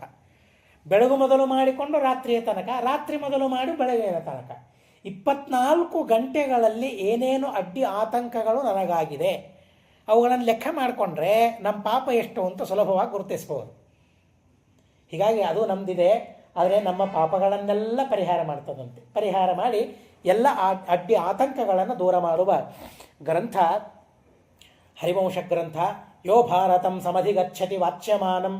ಈ ಹರಿವಂಶವನ್ನು, ಭಾರತವನ್ನು ಯಾರು ತಿಳಿದುಕೊಳ್ತಾರೆ, ಯಾವ ತೀರ್ಥದಲ್ಲಿ ಏನು ಸ್ನಾನ ಮಾಡಿದರೂ ಅಷ್ಟೇ, ಆದರೆ ಅದಕ್ಕಿಂತಲೂ ಅಧಿಕವಾದ ಪುಣ್ಯ ಬರ್ತದೆ ಅಂತ ಹೇಳಿ ವೇದವ್ಯಾಸ ದೇವರನ್ನು ಸ್ಮರಣೆ ಮಾಡಿಕೊಳ್ತಾರೆ. ಬಹಳ ಅದ್ಭುತವಾದ ರೀತಿಯಲ್ಲಿ ವ್ಯಾಸರ ಸ್ಮರಣೆ ಇಲ್ಲಿದೆ. ಸಾಮಾನ್ಯವಾಗಿ ಹರಿವಂಶ ಇದು ಪುತ್ರ ಪ್ರದಾಯಕವಾದ ಗ್ರಂಥ ಅಂತ ಸರ್ವತ್ರ ಪ್ರಸಿದ್ಧವಾಗಿದೆ. ಅನೇಕ ಪುರಾಣಗಳಲ್ಲಿ ಹೇಳ್ತಾರೆ, ನಾವು ಮನುಷ್ಯರಾಗಿ ಹುಟ್ಟಿದ್ದೇವೆ ಅಂತಂದ ಮೇಲೆ ಗೃಹಸ್ಥರಾಗಬೇಕು. ಗೃಹಸ್ಥರಾಗುವ ಬಯಕೆ ಇಲ್ಲ ಅಂತಾದರೆ ಸನ್ಯಾಸಿಯಾಗಬೇಕು. ವೈರಾಗ್ಯ ನಮಗೆ ಇದ್ದರೆ, ಎಲ್ಲ ವಿಷಯಗಳಲ್ಲಿ ವೈರಾಗ್ಯ ನಮಗೆ ಇದ್ದರೆ, ಯಾವ ವಿಷಯಗಳು ನಮಗೆ ಬೇಡ, ಯಾವ ಸುಖವೂ ನಮಗೆ ಬೇಡ ಅಂತ ಇದ್ದರೆ, ವಿರಕ್ತನಾಗಿದ್ದರೆ ಸನ್ಯಾಸಿ ಆಗಬೇಕು. ಎರಡು, ಕೇವಲ ಬ್ರಹ್ಮಚಾರಿಯಾಗಿ ಉಳಿಬಹುದು, ಆದರೆ ಅದು ಬಹಳ ಕಷ್ಟ. ಕೇವಲ ಬ್ರಹ್ಮಚಾರಿಯಾಗಿ ಇದ್ದವರಿಗೆ ವಿಶೇಷವಾಗಿ ಧರ್ಮಗಳನ್ನು ಪಾಲನೆ ಮಾಡಲಿಕ್ಕಾಗೋದಿಲ್ಲ. ಅವನಿಗೆ ಯಜ್ಞ ಮಾಡಲಿಕ್ಕಿಲ್ಲ, ವಿಶೇಷವಾಗಿ ದಾನ ಮಾಡಲಿಕ್ಕೆ ಅಧಿಕಾರ ಇಲ್ಲ, ಪಂಚಮಹಾಯಜ್ಞದಲ್ಲಿ ಅಧಿಕಾರ ಇಲ್ಲ. ಸುಮ್ಮನೆ ದೇವರ ಪೂಜೆ ಮಾಡೋದು ಇರೋದು ಅಷ್ಟೇ. ಒಬ್ಬ ಗೃಹಸ್ಥನು ಕೊಟ್ಟ ಭಿಕ್ಷೆಯನ್ನು ತಾನು ಸ್ವೀಕಾರ ಮಾಡೋದು. ಊಟ ಮಾಡಲಿಕ್ಕೂ ಅಧಿಕಾರ ಬರೋದಿಲ್ಲ ಬ್ರಹ್ಮಚಾರಿಗೆ. ದೇವರ ನೈವೇದ್ಯ ಏನೋ ತಾನು ಮಾಡ್ಕೊಂಡ, ವೈಶ್ವದೇವ ಮಾಡ್ಕೊಳ್ಳಿಕ್ಕೆ ಬರೋದಿಲ್ಲಲ್ಲ ತನಗೆ. ಗೃಹಸ್ಥನಾದವನಿಗೆ ವೈಶ್ವದೇವ ಮಾಡುವ ಅಧಿಕಾರ. ಗೃಹಸ್ಥನು ಮನೆಯಲ್ಲಿ ಇಲ್ಲದೇ ಇದ್ದಾಗ ಅವನು ಅನುಮತಿ ಕೊಟ್ಟಾಗ ಮಾತ್ರ ಬ್ರಹ್ಮಚಾರಿ ವೈಶ್ವದೇವವನ್ನು ಮಾಡಬಹುದು. ಆದರೆ ನಿತ್ಯ ಕರ್ಮ ಅಲ್ಲ ಅವನು ಮಾಡಬೇಕಾದದ್ದು. ಅಧಿಕಾರಿ ಅವನು ಆದೇಶ ಕೊಟ್ಟಾಗ ಆವಾಗ ಮಾತ್ರ ಬ್ರಹ್ಮಚಾರಿ ಮಾಡಬೇಕಾದದ್ದು ಅಷ್ಟೇ ಅದು. ಹೀಗಾಗಿ ನಿತ್ಯ ಕರ್ಮ ಅಲ್ಲ, ವೈಶ್ವದೇವ ಮಾಡಲಿಕ್ಕೆ ಬರೋದಿಲ್ಲ ದಿನನಿತ್ಯ. ಹೀಗಾಗಿ ಗೃಹಸ್ಥ ವೈಶ್ವದೇವ ಮಾಡಿಕೊಟ್ಟ ಅನ್ನವನ್ನು ತಾನು ಸ್ವೀಕಾರ ಮಾಡಬೇಕು, ತಾನು ಊಟ ಮಾಡಬೇಕು. ಇಲ್ಲೇ ಹೋದರೆ ಅವನಿಗೇನೂ ಇಲ್ಲ. ಆದ್ದರಿಂದಾಗಿ ಒಂದ ಗೃಹಸ್ಥನಾಗಬೇಕು ಅಥವಾ ಸನ್ಯಾಸಿ ಆಗಬೇಕು ಅಂತ ಹೇಳ್ತಾರೆ. ಅಥವಾ ಗೃಹಸ್ಥರ ಸಮೀಪದಲ್ಲಿಯೇ ತಾನಿದ್ದುಕೊಂಡು ತನಗೆ ಯೋಗ್ಯವಾದ ಸಾಧನೆಯನ್ನು ತಾನು ಮಾಡ್ತಾ ಇರಬೇಕು ಅಂತ ಹೇಳಿದ್ದಾರೆ. ಹೀಗಾಗಿ ಗೃಹಸ್ಥರಾದವರೆಲ್ಲರೂ ಕೂಡ ಸಂತಾನಕ್ಕಾಗಿ ಪ್ರಯತ್ನವನ್ನು ಮಾಡಲೇಬೇಕು ಅಂತ ಹೇಳ್ತಾರೆ. ಕೊನೆ ತನಕ ಇದೆ. ಶಾಸ್ತ್ರ ಹೇಳೋದೇ ಮಹಾಭಾರತ, ಭಾಗವತ, ರಾಮಾಯಣದಲ್ಲಿ ಬರೋದೇ ಅದು. ಪ್ರಜೋತ್ಪತ್ತಿಯನ್ನು ಮಾಡಿದ ಕಥೆಗಳನ್ನೇ ನಾವು ಭಾಗವತ, ಹರಿವಂಶಗಳಲ್ಲಿ, ರಾಮಾಯಣಗಳಲ್ಲಿ ಕೇಳ್ತೇವೆ. ಭಗವಂತ ಬ್ರಹ್ಮದೇವರನ್ನು ಹುಟ್ಟಿಸಿದ. ಸೃಷ್ಟಿ ಅಲ್ವಾ? ದೇವರು ಸುಮ್ಮನೆ ಕೂತ್ನ? ಭಗವಂತ ಪ್ರಳಯ ಕಾಲದಲ್ಲಿ ಲಕ್ಷ್ಮೀ ಜೊತೆಗೆ ಭಗವಂತ ತಾನೊಬ್ಬನೇ ಸುಖವಾಗಿ ಇದ್ದ. ಯಾಕೆ ಸೃಷ್ಟಿ ಮಾಡಿದ? ಸೃಷ್ಟಿ ಅನ್ನೋದೇನಿದೆಯಲ್ಲ, ಹುಟ್ಟಿಸೋದು ಅಂತ ಅನ್ನೋದೇನಿದೆಯಲ್ಲ, ಪ್ರತಿಯೊಬ್ಬರ ಕರ್ತವ್ಯ ಮಾತ್ರ ಅಲ್ಲ, ಪ್ರತಿಯೊಬ್ಬರ ಧರ್ಮ. ಇವತ್ತು ಅದು ಏನಾಗಿದೆ? ಸೃಷ್ಟಿ ಅಂತ ಅನ್ನೋದು, ಹುಟ್ಟಿಸೋದು ಅಂತ ಅನ್ನೋದು. ಆ ಹುಟ್ಟಿಸೋದು ಅಂತ ಅನ್ನೋದನ್ನು ಎಷ್ಟು ಕೆಟ್ಟದಾಗಿ ಇವತ್ತು ಕಾಣ್ತಾ ಇದ್ದಾರೆ. ಇದೊಂದೇನಾ ನಮಗೆ ಕೆಲಸ ಅನ್ನೋ ಹಾಗೆ ಅದನ್ನು ನೋಡ್ತಾ ಇದ್ದಾರೆ. ದೇವರಿಗೆ ನನಗಿದೊಂದೇನಾ ಕೆಲಸ ಅಂತ ಹೇಳಿ ಸುಮ್ಮನೆ ಕೂತಿದ್ರೆ ಏನಾಗ್ತಾ ಇತ್ತು? ಭಗವಂತ ಬ್ರಹ್ಮದೇವರನ್ನು ಹುಟ್ಟಿಸಿದ. ಬ್ರಹ್ಮದೇವರು ದೇವರಿಗೆ ಹೋಗಿ ಕೇಳ್ತಾರೆ, ನೀನು ನನ್ನನ್ನು ಹುಟ್ಟಿಸಿದ್ದೀಯಲ್ಲ, ನಾನೇನು ಕೆಲಸ ಮಾಡಲಿ? ದೇವರು ಹೇಳ್ತಾರೆ, ನಾನು ನಿನ್ನನ್ನು ಹುಟ್ಟಿಸಿದ್ದೇನಲ್ಲ, ನೀನು ಇನ್ನೊಬ್ಬರನ್ನು ಹುಟ್ಟಿಸು ಅಂತ ಹೇಳ್ತಾರೆ. ಇದು ನೋಡ್ರಿ, ಇದು ದೈವ ಕಾರ್ಯ, ಇದು ದೇವಕಾರ್ಯ. ಇದು ಸೃಷ್ಟಿ ಅಂತ ಅನ್ನೋದೊಂದು ಧರ್ಮ. ಇದು ಆ ಧರ್ಮವನ್ನು ಪಾಲನೆ ಮಾಡಿದವರ ಘಟನೆಗಳನ್ನು ನಾವು ಮಹಾಭಾರತಗಳಲ್ಲಿ ಕೇಳ್ತೇವೆ, ಹರಿವಂಶದಲ್ಲಿ ಕೇಳ್ತೇವೆ. ಮಕ್ಕಳನ್ನು ಪಡೆಯೋದಕ್ಕಾಗಿ 10,000 ವರ್ಷಗಳವರೆಗೆ ತಪಸ್ಸು ಮಾಡಿದ್ದನ್ನು ನಾವು ಭಾಗವತ, ಹರಿವಂಶಗಳಲ್ಲಿ ಕೇಳ್ತೇವೆ. ಎಲ್ಲೆಲ್ಲ ಬರ್ತದೆ, ಮುಂದೆ ಅವೇ ಕಥೆಗಳು ಪ್ರಾರಂಭವಾಗ್ತದೆ. ಪ್ರಜೋತ್ಪತ್ತಿಯನ್ನು ಮಾಡಬೇಕಾದರೆ ಮೊದಲಿಗೆ 1000 ವರ್ಷ ತಪಸ್ಸು ಮಾಡಿದರು. ಹೇಗೆ ತಪಸ್ಸು ಗೊತ್ತಾ? ಪ್ರಾಚೇತಸರಂತೂ ಸಮುದ್ರದ ಒಳಗೆ ಹೋಗಿ ತಪಸ್ಸು ಮಾಡ್ತಾರಂತೆ. ಯಾಕೆ? ಮಕ್ಕಳಿಗಾಗಿ. ಆದರೆ ಸಂತಾನ ಅಂತಂದರೆ ಎಂಥ ಅದ್ಭುತವಾದ ಅದೊಂದು ಕಾರ್ಯ. ಸಂತಾನವನ್ನು ಪಡೆಯೋದು, ಸಮಾಜಕ್ಕೆ ಅಂಥ ಯೋಗ್ಯರನ್ನು ನೀಡೋದು, ಧಾರ್ಮಿಕರನ್ನು ನೀಡೋದು, ಅಂಥ ದೊಡ್ಡದಾದ ಧರ್ಮ ಸಂತಾನವನ್ನು ಪಡೆಯೋದು. ಆ ಭಾವನೆ ನಮಗೆ ಬರಬೇಕು. ಹೀಗಾಗಿ ನೂತನ ವಧೂವರರು ಆ ತರಹದ ಸಾಧನೆಯನ್ನು ಮಾಡಬೇಕು ಅಂತ ಶಾಸ್ತ್ರದಲ್ಲೇ ಹೇಳ್ತಾರೆ. ವಿವಾಹ ಮಾಡಿಕೊಳ್ಳುವಾಗಲೇ ಆ ತರಹದ ಮಂತ್ರಗಳಿವೆ, ಆ ತರಹದ ಆಶೀರ್ವಾದಗಳಿವೆ. ಆ ಆಶೀರ್ವಾದ ಮಂತ್ರಗಳ ಅರ್ಥವನ್ನು ಮಾಡಿಕೊಳ್ಳಬೇಕಾದ್ರೆ 12 ವರ್ಷ ಗುರುಕುಲದಲ್ಲಿ ವಾಸ ಮಾಡಬೇಕವನು. ಬರೀ ಮುಂದಿನ ಸಾಧನೆಗಾಗಿ ಮಾತ್ರ ಅಲ್ಲ, ಅವನು 12 ವರ್ಷ ಅಧ್ಯಯನ ಮಾಡಿ ವೇದಾಧ್ಯಯನ ಮಾಡ್ತಾನೆ. ವೇದಾಧ್ಯಯನ ಮಾಡುವಾಗ ಈ ಎಲ್ಲ ಸಂಸ್ಕಾರಗಳೇನಿದೆಯಲ್ಲ, ಆ ಎಲ್ಲ ಸಂಸ್ಕಾರಗಳ ಮಂತ್ರಗಳು ಅಲ್ಲಿ ಬರ್ತದೆ. ಯಾವಾಗ ಏನು ಚಿಂತನೆ, ಏನು ಅನುಸಂಧಾನ, ಏನು ಕರ್ಮ, ಆ ತಂತ್ರದ ಮಹಿಮೆ ಏನು, ಮಂತ್ರದ ಮಹಿಮೆ ಏನು, ಅರ್ಥ ಏನು, ವಿವಾಹದ ಮಂತ್ರಗಳನ್ನು ತಿಳಿತಾ ಹೋದ್ರೇ ಎಷ್ಟೋ ಸಂತೋಷ ಅನ್ನಿಸ್ತದೆ. ಇದಕ್ಕಾಗಿಯಾ ವಿವಾಹ ಅಂತ ನಮಗೆ ಅನ್ನಿಸ್ತದೆ. ಅಷ್ಟೋ ಅದ್ಭುತವಾಗಿ ಇದೆ ಅವೆಲ್ಲ ಕರ್ಮಗಳು, ಅವೆಲ್ಲ ಸಂಸ್ಕಾರಗಳು. ಇಲ್ಲಿ ಹಾಗೆ ಪರಮಾತ್ಮ ದೇವರು ಮಕ್ಕಳನ್ನು ಕೊಡುವ ಗ್ರಂಥ ಇದು. ಹೀಗಾಗಿ ದೇವರನ್ನೇ ಒಬ್ಬ ಮಗನನ್ನಾಗಿ ಈ ಮಹಾಭಾರತ, ಹರಿವಂಶ ನಮಗೆ ವರ್ಣನೆ ಮಾಡ್ತದೆ. ಮೊದಲಿಗೆ ದೇವರನ್ನು, ವೇದವ್ಯಾಸ ದೇವರನ್ನು ಜಯತಿ, ಉತ್ಕೃಷ್ಟನಾಗಿ ಇದ್ದಾನೆ. ಪರಾಶರ ಸೂನುಹು, ಸೂನುವಿನ ಸ್ತೋತ್ರವನ್ನು, ಮಗನ ಸ್ತೋತ್ರವನ್ನು ದೇವರೇ ಮಗನಾಗಿ ಹುಟ್ಟಿದ, ಅಂತಹ ದೇವರೇ ಮಗನಾಗಿ ಅವತರಿಸಿದ ಅಂಥ ಪರಮಾತ್ಮನ ಕಥೆಯನ್ನು ಕೇಳಿದರೆ ಮಕ್ಕಳಾಗೋದಿಲ್ವಾ? ಹೀಗಾಗಿ ಆ ಸಂತಾನವನ್ನು ಪಡೆಯುವ ಮೊದಲು, ಪಡೆಯೋದಕ್ಕಾಗಿ ಈ ತರಹದ ಹರಿವಂಶ, ಭಾಗವತ ಮುಂತಾದ ಗ್ರಂಥಗಳ ಶ್ರವಣವನ್ನು ಮಾಡಬೇಕು ಅಂತ ಹೇಳ್ತಾರೆ. ಅಪ್ಪನಿಗೆ ಸೂನುವಾದ ಪರಾಶರ ಸೂನು, ಸತ್ಯವತಿ ಹೃದಯ ನಂದನಃ, ಸತ್ಯವತಿಯ ಹೃದಯದ ಮಗ ಅಂತ ಹೇಳ್ತಾರೆ. ಹೃದಯದ ಮಗ ಅಂದ್ರೇನು? ಅಂದರೆ ಪ್ರೀತಿಯ ಮಗ ಅಂತ ಅರ್ಥ. ಹೃದಯ ಪ್ರೀತಿ ಇರೋದೆಲ್ಲಿ? ಮನಸ್ಸಿನಲ್ಲಿ. ಹೀಗಾಗಿ ಮಾನಸ ಪುತ್ರ ಅಂದರೆ ಪ್ರೀತಿಯ ಮಗನಾಗಿ ವೇದವ್ಯಾಸದೇವರ ಅವತಾರವನ್ನು ತಾಳ್ತಾರೆ. ಯಸ್ಯಾಸ್ಯ ಕಮಲ ಗಲಿತಂ ವಾಂಗ್ಮರಮೃತಂ ಜಗತ್ ಪಿಬತಿ. ಯಾವ ಪರಾಶರ ಮುನಿಗಳ ಮಗ, ಸತ್ಯವತಿಯ ಮಗ, ವೇದವ್ಯಾಸ ದೇವರ ಅವತಾರ ತಾಳಿದರೋ ಆ ವೇದವ್ಯಾಸ ದೇವರ ಮುಖ ಕಮಲದಿಂದ ಹೊರಗೆ ಬಂದ ಮಾತುಗಳನ್ನೇ ಜಗತ್ ಪಿಬತಿ, ಇಡೀ ಜಗತ್ತು ಪಾನ ಮಾಡ್ತದೆ ಅಂತ ಹೇಳ್ತಾರೆ, ಇಡೀ ಜಗತ್ತು ಕುಡಿತದೆ ಅಂತ ಹೇಳ್ತಾರೆ. ಒಂದು ಸಣ್ಣದಾದ ಮಾತನ್ನು ವಿವರಣೆ ಮಾಡಲೇಬೇಕು. ಇವತ್ತು ಹೊರಗೆ ನಾವು ಅನೇಕ ವಿಷಯಗಳನ್ನು ಕೇಳ್ತಾ ಇರ್ತೇವೆ, ಅನೇಕ ವಿಷಯಗಳನ್ನು ಕೇಳ್ತಾ ಇರ್ತೇವೆ. ನೀವು ಕೇಳಿದ್ದೀರೋ ಬಿಟ್ಟಿದ್ದೀರೋ ನನಗೆ ಗೊತ್ತಿಲ್ಲ, ಆದರೆ ಆಕ್ಷೇಪಗಳು ಮಾತ್ರ ಅನೇಕ ವಿಧವಾಗಿ ಬರ್ತಾ ಇರ್ತವೆ. ಆರ್ಯ ಸಮಾಜವನ್ನು ನಿರ್ಮಾಣ ಮಾಡಿದ ಒಬ್ಬ ವ್ಯಕ್ತಿ ದಯಾನಂದ ಸರಸ್ವತಿ ಅಂತ ಭಾಗವತ ಖಂಡನ ಅಂತ ಒಂದು ಪುಸ್ತಕವನ್ನು ಬರೆದಿದ್ದಾರೆ. ಭಾಗವತ ಖಂಡನ ಅಂತ. ಈ ಭಾಗವತ ನಾವೇನು ಕೇಳ್ತೇವೆ ಇದು ನಿಜವಾದ ಭಾಗವತ ಅಲ್ಲ, ದೇವಿ ಭಾಗವತವೇ ನಿಜವಾದ ಭಾಗವತ ಅಂತ ಅವರ ಅಭಿಪ್ರಾಯ. ಅಲ್ಲಿ ಒಂದು ಮಾತು ಹೇಳ್ತಾರೆ, ಇದು ಯಾಕೆ ನಿಜವಾದ ಭಾಗವತ ಅಲ್ಲ, ನಾವು ಕೇಳೋದು ಹೇಳೋದು ಯಾಕೆ ನಿಜವಾದ ಭಾಗವತ ಅಲ್ಲ ಅನ್ನೋದಕ್ಕೆ ಒಂದು ಸಣ್ಣ ಕಾರಣವನ್ನು ಕೊಡ್ತಾನೆ. ಬಹಳ ವಿಚಿತ್ರ. ಮಹಾಭಾರತವನ್ನು ಒಪ್ತಾನೆ ಮತ್ತೆ ಅವರು. ಇದು ಯಾಕೆ ನಿಜವಾದ ಭಾಗವತ ಅಲ್ಲ ಅಂತಂದರೆ ಅಲ್ಲೇನು ಹೇಳಿದ್ದಾರೆ, ಪಿಬತ ಭಾಗವತಂ ಅಂತ ಹೇಳಿದ್ದಾರೆ. ಯಾರಾದರೂ ಭಾಗವತ ಕುಡಿತಾರ? ಇಷ್ಟು ಪರಿಜ್ಞಾನ ಇಲ್ಲದೆ ಬರೆದಿದ್ದಾರೆ ಭಾಗವತವನ್ನು. ಆದ್ದರಿಂದ ಇದು ಭಾಗವತ ಅಲ್ಲ. ಎಷ್ಟು ಕ್ಷುಲ್ಲಕವಾದ ಕಾರಣ ಇದೆ ನೋಡಿ. ಹಾಗಾದರೆ ಮಹಾಭಾರತವನ್ನು ಹೋಗ್ತೀರಾ ನೀವು? ಹರಿವಂಶ ಹೋಗ್ತೀರಲ್ಲ? ಹಾಗಾದರೆ ಹರಿವಂಶದಲ್ಲಿ ಏನು ಮಾತು ಬರ್ತದೆ ನೋಡಿ, ವಾಂಗ್ಮಯಂ ಅಮೃತಂ ಜಗತ್ ಪಿಬತಿ. ಏನು ಪಾನ ಮಾಡೋದು ಅಂತಂದರೆ ಏನು, ಅದು ಅವರ ವಾಕ್ ಅಮೃತ ಇದ್ದಂತೆ. ಅಮೃತವನ್ನು ಹೇಗೆ ಪಾನ ಮಾಡೋದು ಹಾಗೆ ಅದನ್ನು ಪಾನ ಮಾಡೋದು. ಹೀಗಾಗಿ ಆ ಪಾನ ಮಾಡೋದು ಕುಡೀರಿ ಅಂತ ಹೇಳಿದ್ದಕ್ಕಾಗಿ ಇದು ಭಾಗವತ ಅಲ್ವಂತೆ. ಭಾಗವತವನ್ನು ಕುಡೀರಿ ಅಂತ ಹೇಳಿದ್ದಾರೆ, ಭಾಗವತವನ್ನು ಕುಡಿಲಿಕ್ಕಾಗ್ತದ? ಆಗೋದಿಲ್ಲ. ಹೀಗೆ ಯಾರಾದರೂ ಬರೀತಾರಾ? ವೇದವ್ಯಾಸ ದೇವರು ಬರೆದಿರ್ತಾರೆ ಹೀಗೆ ಎಲ್ಲಿಯಾದರೂ ಇಲ್ಲ. ಹಾಗಾದ್ರೆ ಇದ್ಯಾರು ಬರೆದದ್ದು? ವೇದವ್ಯಾಸ ದೇವರೇ ಅಲ್ವಾ? ಹಾಗಾದರೆ ಇದು ಹರಿವಂಶ ಅಲ್ಲ ಅಂತ ಹೇಳಲಿಕ್ಕಾಗ್ತದೆ. ಶೈಲಿ ಒಂದಿದೆ, ಸ್ಟೈಲ್ ಅಂತ ಇದೆ, ಒಂದೊಂದು ಶೈಲಿ ಇದೆ. ಅನೇಕ ಕಾವ್ಯಗಳನ್ನು ನಾವು ಓದಿದಾಗ ಒಬ್ಬೊಬ್ಬರ ಶೈಲಿ ಒಂದೊಂದು ರೀತಿಯಾಗಿರ್ತದೆ. ಆ ಶೈಲಿಯನ್ನು ಅರ್ಥ ಮಾಡಿಕೊಳ್ಳದೆ ಇದು ಭಾಗವತ ಅಲ್ಲ, ಇದು ಮಹಾಭಾರತ ಅಲ್ಲ ಅಂತ ವಿಮರ್ಶೆ ಮಾಡ್ತಾ ಕೂತರೆ ಏನು ಅರ್ಥ ಇದೆ ಅದರಲ್ಲಿ? ಯಾವ ಅರ್ಥವೂ ಇಲ್ಲ. ಅಂಥ ಅದ್ಭುತವಾಗಿರತಕ್ಕಂತಹ ವೇದವ್ಯಾಸ ದೇವರ ಮಾತು ಅಂತಂದರೆ ಅದು ಅಮೃತ. ಹೀಗಾಗಿ ಇಡೀ ಪ್ರಪಂಚ ವೇದವ್ಯಾಸ ದೇವರ ಮಾತನ್ನು ಕೇಳ್ತದೆ. ವೇದವ್ಯಾಸ ದೇವರ ಮಾತಿಲ್ಲದೆ ಮಾತಾಡುವವರೇ ಲೋಕದಲ್ಲಿ ಇಲ್ಲ, ಬರೆಯುವವರೇ ಏನೂ ಇಲ್ಲ. ಎಲ್ಲರೂ ಬರೆದಿರ್ಬೋದು, ಅದಕ್ಕೆ ಮೂಲ ಹುಡುಕ್ತಾ ಹೋದರೆ ಕೊನೆಗೆ ಮತ್ತೆ ಮಹಾಭಾರತಕ್ಕೆ ನಾವು ಬರಬೇಕಾಗ್ತದೆ, ವೇದವ್ಯಾಸ ದೇವರ ಮಾತಿಗೆ ಬರಬೇಕಾಗ್ತದೆ. ಹೀಗಾಗಿ ಮಹಾಭಾರತದಲ್ಲಿ ಹೇಳ್ತಾರೆ, ಯದಿಹಾಸ್ತಿ ತದನ್ಯತ್ರ ಎನ್ನೇಹಾಸ್ತಿ ನ ಕುತ್ರಚಿತ. ಏನೇ ಉಪಮಾನವನ್ನು ಕೊಡಲಿ, ಎಲ್ಲಿ ಉಪಮಾನವನ್ನು ಕೊಡಬೇಕು, ಏನು ದೃಷ್ಟಾಂತವನ್ನು ಕೊಡಬೇಕು, ಆ ದೃಷ್ಟಾಂತಗಳು ಎಲ್ಲಿವೆ, ಮೂಲ ಎಲ್ಲಿ ಹುಡುಕಾಡ್ತಾ ಹೋಗಬೇಕು, ಎಲ್ಲಿ ಇವೆ ನಮಗೆ? ಮಹಾಭಾರತದಲ್ಲೇ ನಮಗೆ ಸಿಗೋದು. ಇದಕ್ಕಿಂತಲೂ ಹೆಚ್ಚು ನಮಗೆ ಎಲ್ಲಿಯೂ ಸಿಗೋದೇ ಇಲ್ಲ.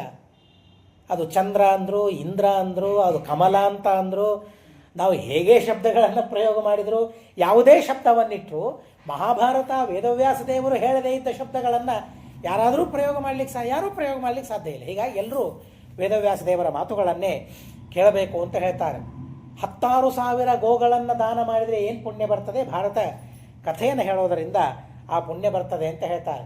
ಆದರೆ ಅದಕ್ಕಿಂತಲೂ ಹೆಚ್ಚು ಶ್ರದ್ಧೆ ನಮಗಿಲ್ಲ ಅನ್ನೋದಕ್ಕಾಗಿ ಅಷ್ಟೇ ದೃಷ್ಟಾಂತವನ್ನು ಕೊಡ್ತಾರೆ. ಇಷ್ಟೇ ಫಲ ಅಂತ ಅಲ್ಲ, ಅದೊಂದು ಸುಮ್ಮನೆ ನಮಗೆ ಅರ್ಥವಾಗುವುದಕ್ಕಾಗಿ ಆ ರೀತಿಯಾದ ಫಲವನ್ನು ಹೇಳ್ತಾರೆ. ಭಾವೇಯದ ಅನಂತಂ ಹರಿವಂಶ ದಾನ. ಹರಿವಂಶವನ್ನು ದಾನ ಮಾಡೋದರಿಂದ, ದಾನ ಅನ್ನೋ ಶಬ್ದಕ್ಕೆ ಅನೇಕ ಅರ್ಥಗಳು. ಮತ್ತೆ ನಾವು ದಾನ ಮಾಡೋದು ಅಂದರೆ ಪುಸ್ತಕ ದಾನ ಮಾಡೋದು ಅಂತ ಇಷ್ಟೇ ಅಲ್ಲ.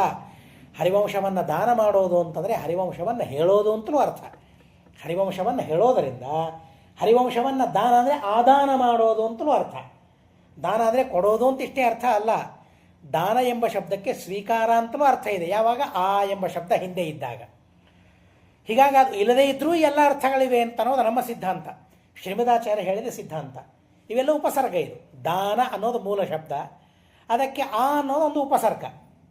ಆ ಉಪಸರ್ಗ ಇದ್ದಾಗ ಏನರ್ಥ ಇರ್ತದೆ, ಇಲ್ಲದೇ ಇದ್ದಾಗಲೂ ಆ ಅರ್ಥ ಅದಕ್ಕೆ ಇದ್ದೇ ಇವೆ. ಸೂಚನೆ ಮಾಡೋದಕ್ಕಾಗಿ ಮಾತ್ರ ಉಪಸರ್ಗಗಳು ಅಂತ ನಮ್ಮದೊಂದು ಸಿದ್ಧಾಂತ. ಹೀಗಾಗಿ ದಾನ ಅಂದರೆ ಕೊಡೋದು ಅಂತಲೂ ಅರ್ಥ ಇದೆ, ದಾನ ಅಂದರೆ ಸ್ವೀಕಾರ ಮಾಡೋದು ಅಂತಲೂ ಅರ್ಥ ಇದೆ, ಹೀಗಾಗಿ ಕೇಳೋದು ಅಂತಲೂ ಅರ್ಥ ಇದೆ. ಹರಿವಂಶವನ್ನು ಕೇಳೋದರಿಂದ ಹೇಳೋದರಿಂದ ಅನಂತವಾದ ಪುಣ್ಯ ಇದೆ ಅಂತ ಹೇಳ್ತಾರೆ. ಆ ಪುಣ್ಯಕ್ಕೆ ಅಂತವೇ ಇಲ್ಲ, ಅಂಥ ಅದ್ಭುತವಾದ ಪುಣ್ಯ ಇದೆ. ಯಾರು ಹೇಳಿದ್ದಾರೆ? ಇದು ಪ್ರಕೀರ್ತಿತಂ ವ್ಯಾಸ ಮಹರ್ಷಿಣಾಚ. ಇದು ಸಾಕ್ಷಾತ್ ವೇದವ್ಯಾಸ ದೇವರು ಹೇಳಿದ ಮಾತು. ಹೀಗಾಗಿ ನಮ್ಮ ಶ್ರದ್ಧೆ ಇಟ್ಟಿದೆ, ಶ್ರದ್ಧೆಗೆ ಅನುಗುಣವಾಗಿ ನಮಗೆ ಫಲ ಸಿಗ್ತದೆ. ಈ ಮಾತನ್ನು ಭಾಗವತದಲ್ಲಿ ಹೇಳ್ತಾರೆ, ಶ್ರದ್ಧಾನುರೂಪಂ ಫಲಹೇತು ತತ್ವ. ಎಷ್ಟು ಶ್ರದ್ಧೆಯಿಂದ ನಾವು ಕೇಳಿದ್ದೇವೆ ಅಷ್ಟು ಫಲ ನಮಗೆ ಅದರಿಂದ ಸಿಗುತ್ತದೆ. ಶ್ರದ್ಧೆ ಇಲ್ಲದೆ ಕೇಳಿದರೆ ಫಲ ನಮಗೆ ಸಿಗೋದಿಲ್ಲ, ಅತೀ ಅಲ್ಪವಾದ ಫಲ ನಮಗೆ ಸಿಗುತ್ತದೆ ಇಲ್ಲಿ. ಆದ್ದರಿಂದಾಗಿ ಶ್ರದ್ಧೆಯಿಂದ ಕೇಳಬೇಕು ಅಂತ ಹೇಳ್ತಾರೆ. ತಲ್ಲಭ್ಯತೆ ವ್ಯಾಸವಚಃ ಪ್ರಮಾಣಂ ಗೀತಂಚ ವಾಲ್ಮೀಕಿ ಮಹರ್ಷಿಣಾಚ. ಈ ವೇದವ್ಯಾಸ ದೇವರಿಗಿಂತಲೂ ಮೊದಲಿಗೆ ಅಲ್ಲ ವಾಲ್ಮೀಕಿಗಳು ಬಂದದ್ದು ಅಂತಂದರೆ ಇಲ್ಲಿ ಹೌದು. ಆದರೆ ಮಹಾಭಾರತ ಇದ್ದದ್ದು ಈಗ ವೇದವ್ಯಾಸ ದೇವರು ರಚನೆ ಮಾಡಿದ್ದು ಅಂತ ಅಲ್ಲ, ಮಹಾಭಾರತ ಯಾವಾಗಲೂ ಇದೆ. ದೇವರು ವೇದವ್ಯಾಸ ದೇವರಾಗಿ ಅವತಾರ ತಾಳಿದಾಗ, ವಿಷ್ಣು ವ್ಯಾಸರಾಗಿ ಅವತಾರ ತಾಳಿದಾಗ ಮಹಾಭಾರತವನ್ನು ರಚನೆ ಮಾಡ್ತಾರೆ. ಈ ಮಹಾಭಾರತ ಮತ್ತೆ ದೇವರು ವೇದವ್ಯಾಸರಾಗಿ ಅವತಾರ ತಾಳುವ ತನಕ ಇದ್ದೇ ಇರ್ತದೆ. ಇದೆಲ್ಲಿಗೂ ಹೋಗೋದಿಲ್ಲ. ಹೀಗಾಗಿ ಮಹಾಭಾರತಕ್ಕಿಂತಲೂ ಮೊದಲಿಗೆ ರಾಮಾಯಣ ಇದೆ ಅಂತ ಅನ್ನೋ ಕಾರಣವೇ ಇಲ್ಲ. ಆ ಮಹಾಭಾರತ ರಾಮಾಯಣಕ್ಕೆ ಮೂಲ ಏನು? ಯಾರು ಹೇಳಿದ ಮೇಲೆ ರಾಮಾಯಣ ಬರೆದರು? ಸ್ವಂತ ಬರೆದರ ವಾಲ್ಮೀಕಿಗಳು ಮಹಾಭಾರತ ರಾಮಾಯಣವನ್ನು? ಯಾರು ಹೇಳಿದರು? ಯಾರು ಉಪದೇಶ ಮಾಡಿದರು ಅವರಿಗೆ? ನಾರದರು ಹೇಳಿದರು. ಬ್ರಹ್ಮದೇವರು ರಾಮಾಯಣವನ್ನು ಹೇಳ್ತಾರೆ. ಶತಕೋಟಿ ವಿಸ್ತೀರ್ಣವಾದ ರಾಮಾಯಣದ ಉಪದೇಶವನ್ನು ಬ್ರಹ್ಮದೇವರು ಮಾಡ್ತಾರೆ. ಹೀಗಾಗಿ ಆ ಉಪದೇಶವನ್ನು ಕೇಳಿ ರಾಮಾಯಣವನ್ನು ರಚನೆ ಮಾಡಿದರು. ಹಾಗೆ ವೇದವ್ಯಾಸ ದೇವರು ಭಾರತ ಹೇಗೆ ಬರೆದರು? ಎಲ್ಲಿಯಾದರೂ ಕಥೆ ಬಂದಿದೆಯಾ? ಯಾರಾದರೂ ಬಂದು ಕಥೆಯನ್ನು ಹೇಳಿದ ಮೇಲೆ ಅದನ್ನು ಬರೆದರು ಅಂತ ಎಲ್ಲಿಯಾದರೂ ಉಲ್ಲೇಖ ಇದೆಯಾ? ಇಲ್ಲ. ಬ್ರಹ್ಮದೇವರು ಹೇಳಬೇಕಾಯಿತು ಅವರಿಗೆ, ನಾರದರು ಹೇಳಬೇಕಾಯಿತು ಅವರಿಗೆ ಕಥೆಯನ್ನು. ಹೇಳಿದ ಮೇಲೆ ರಾಮಾಯಣವನ್ನು ಬರೆದರು. ಆದರೆ ಮಹಾಭಾರತ ಆಗಲ್ಲ, ಸ್ವತಂತ್ರವಾಗಿ ಬರೆದ ಗ್ರಂಥ. ಹೀಗಾಗಿ ನಿಜವಾದ ಕಾವ್ಯ ಅಂತಂದರೆ ಇವತ್ತು ನಾವು ಹೇಳ್ತೇವೆ ಆದಿಕಾವ್ಯ ಅಂದರೆ ಯಾವುದು ಅಂತ ಕೇಳಿದರೆ ರಾಮಾಯಣ ಅಂತ ಹೇಳಿಬಿಡ್ತೇವೆ. ಆದರೆ ವಾಸ್ತವಿಕವಾಗಿ ಆದಿಕಾವ್ಯ ಅದು ಮಹಾಭಾರತ. ಮಹಾಭಾರತ ದೃಷ್ಟಿಯಲ್ಲಿ ಮಹಾಭಾರತದಲ್ಲಿಯೇ ಹೇಳ್ತಾರೆ, ಅಸ್ಯ ಕಾವ್ಯಸ್ಯ ಕವಯಃ ನ ಸಮರ್ಥಾಃ ವಿಶೇಷಣೆ ಅಂತ ಹೇಳ್ತಾರೆ. ಈ ಮಹಾಭಾರತ ಕಾವ್ಯವನ್ನು ಮೀರುವ ಸಾಮರ್ಥ್ಯ ಬೇರೆ ಯಾವ ಕಾವ್ಯಕ್ಕೂ ಇಲ್ಲ ಅಂತ ಹೇಳ್ತಾರೆ. ಇದು ಮಹಾಭಾರತದಲ್ಲಿ ಬಂದ ಮಾತು. ಯಾರ ಉಪದೇಶದಿಂದಲೂ ರಚನೆ ಮಾಡಿದ್ದಲ್ಲ, ಸ್ವತಂತ್ರವಾಗಿ ಪರಮಾತ್ಮ ರಚನೆ ಮಾಡಿದ ಗ್ರಂಥ. ಅತ್ಯದ್ಭುತವಾದದ್ದು. ಮಹರ್ಷಿಂ ಅಕ್ಷಯ್ಯ ವಿಭೂತಿಯುಕ್ತ, ಅಕ್ಷಯವಾದ ವಿಭೂತಿ ಸಾಮರ್ಥ್ಯ ಸಂಪನ್ನವಾಗಿದೆ ಪರಮಾತ್ಮ. ಮತ್ತು ಈ ಅತ್ಯದ್ಭುತವಾಗಿರತಕ್ಕಂತಹ ಕಥೆ ಮಂಗಲಂ ವಿಷ್ಣುಂ ವರೇಣ್ಯಂ ಅನಘಂ ಶುಚಿಂ ನಮಸ್ಕೃತ್ಯ ಹೃಷಿಕೇಶಂ ಚರಾಚರ ಗುರುಂ ಹರಿಂ ನೈಮಿಷಾರಣ್ಯೇ ಕುಲಪತಿ ಶೌನಕಸ್ತು ಮಹಾಮುನಿ ಸೌತಿಂ ಪಪ್ರಚ್ಛ ಧರ್ಮಾತ್ಮ ಸರ್ವಶಾಸ್ತ್ರ ವಿಶಾರದಃ. ಮಂಗಲ್ಯ ಪರಮಾತ್ಮ ಅಂದರೆ ಮಾಂಗಲ್ಯಗಳನ್ನು ತಂದುಕೊಡುವವನು. ಮಂಗಲಾನಾಂಚ ಮಂಗಲಂ ಅಂತ ಹೇಳ್ತಾರೆ. ಮಂಗಲವಾದ ವಸ್ತುಗಳು ಅನೇಕ ಇವೆ ಲೋಕಗಳಲ್ಲಿ. ಆ ಎಲ್ಲ ಮಂಗಲವಾದ ವಸ್ತುಗಳಿಗೂ ಮಾಂಗಲ್ಯವನ್ನು ತಂದುಕೊಟ್ಟವನು ಪರಮಾತ್ಮ. ಹೀಗಾಗಂಥ ಪರಮಾತ್ಮನನ್ನು ನಮಸ್ಕಾರ ಮಾಡ್ತಾರೆ. ವಿಷ್ಣುವನ್ನು ವರೇಣ್ಯಂ, ಆಯ್ದುಕೊಳ್ಳಬೇಕಂತೆ. ಆಯ್ದುಕೊಳ್ಳಬೇಕಾದವನು ಯಾರು? ಯಾರನ್ನು ಆಯ್ದುಕೊಳ್ಳಬೇಕು? ನಾವು ಚೂಸಿ ಆಗ್ತೀವಲ್ಲ, ಯಾವುದನ್ನು ತೆಗೆದುಕೊಳ್ಳಬೇಕು? ಹಣ ನೋಡೋದಿಲ್ಲ, ಯಾವುದು ತೆಗೆದುಕೊಳ್ಳಬೇಕು? ಇದು ಹೆಚ್ಚೋ ಇದು ಕಡಿಮೆಯೋ? ಅದನ್ನು ಕೆಲವು ಕಡಿಮೆ ರೊಕ್ಕ ಇದ್ದರೂ ಹೆಚ್ಚು ರೊಕ್ಕ ಅಂತ ಬರೆದಿರ್ತಾರೆ. ಆದರೆ ಯಾವುದು ಚೆನ್ನಾಗಿದೆ ಅದನ್ನು ನೋಡ್ತೇವೆ.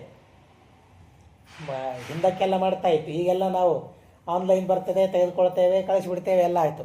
ಅಂಗಡಿಗೆ ಒಂದು ರಿಫಿಲ್ ನೋಡಬೇಕಾದ್ರೆ ಎಷ್ಟು ಹಾಳು ಮಾಡಿರ್ತೇವೆ. ಒಂದು ಹಾಳಿಯನ್ನು ಒಂದು 20 ಪೈಸೆ 10 ಪೈಸೆ ಒಂದು ರಿಫಿಲ್ ತೆಗೆದುಕೊಳ್ಬೇಕಾದ್ರೆ ಮುಂದೆ ಇಟ್ಟ ಪೇಜನ್ನೆಲ್ಲ ಹಾಳು ಮಾಡಿ ಆಮೇಲೆ ಇದು ಚೆನ್ನಾಗಿದೆ ಅಂತ ಹೇಳಿ ಅದನ್ನು ನಾವು ತೆಗೆದುಕೊಳ್ತೇವೆ. ಹಾಗೆ ಆಯ್ದುಕೊಳ್ಳಬೇಕಾದ ವಸ್ತುಗಳಿವೆ. ಅದು ನಮಗಾಗಿ, ನನ್ನ ಒಳಿತಿಗಾಗಿ ಆಯ್ದುಕೊಳ್ಳಬೇಕಾದ ವಸ್ತುಗಳಿವೆ. ಆ ವಸ್ತುಗಳಲ್ಲಿ ಅತೀ ಉತ್ತಮವಾದ ವಸ್ತು ಯಾವುದು? ಯಾವ ವಸ್ತುವನ್ನು ನಾನು ಚೂಸ್ ಮಾಡ್ಕೊಳ್ಬೇಕು? ಯಾವ ವಸ್ತುವನ್ನು ಆಯ್ದುಕೊಳ್ಳಬೇಕು? ಆರಿಸಿಕೊಳ್ಳಬೇಕು. ಆರಿಸಿಕೊಳ್ತೀವಲ್ಲ ನಾವು. 10 ಪಲ್ಯಕಾಯಿಗಳು ಇರ್ತವೆ. ಯಾವುದನ್ನು ಆರಿಸಿಕೊಳ್ತೇವೆ? ಒಂದು ವಸ್ತುವನ್ನು ಆರಿಸಿಕೊಳ್ತೀವಲ್ಲ.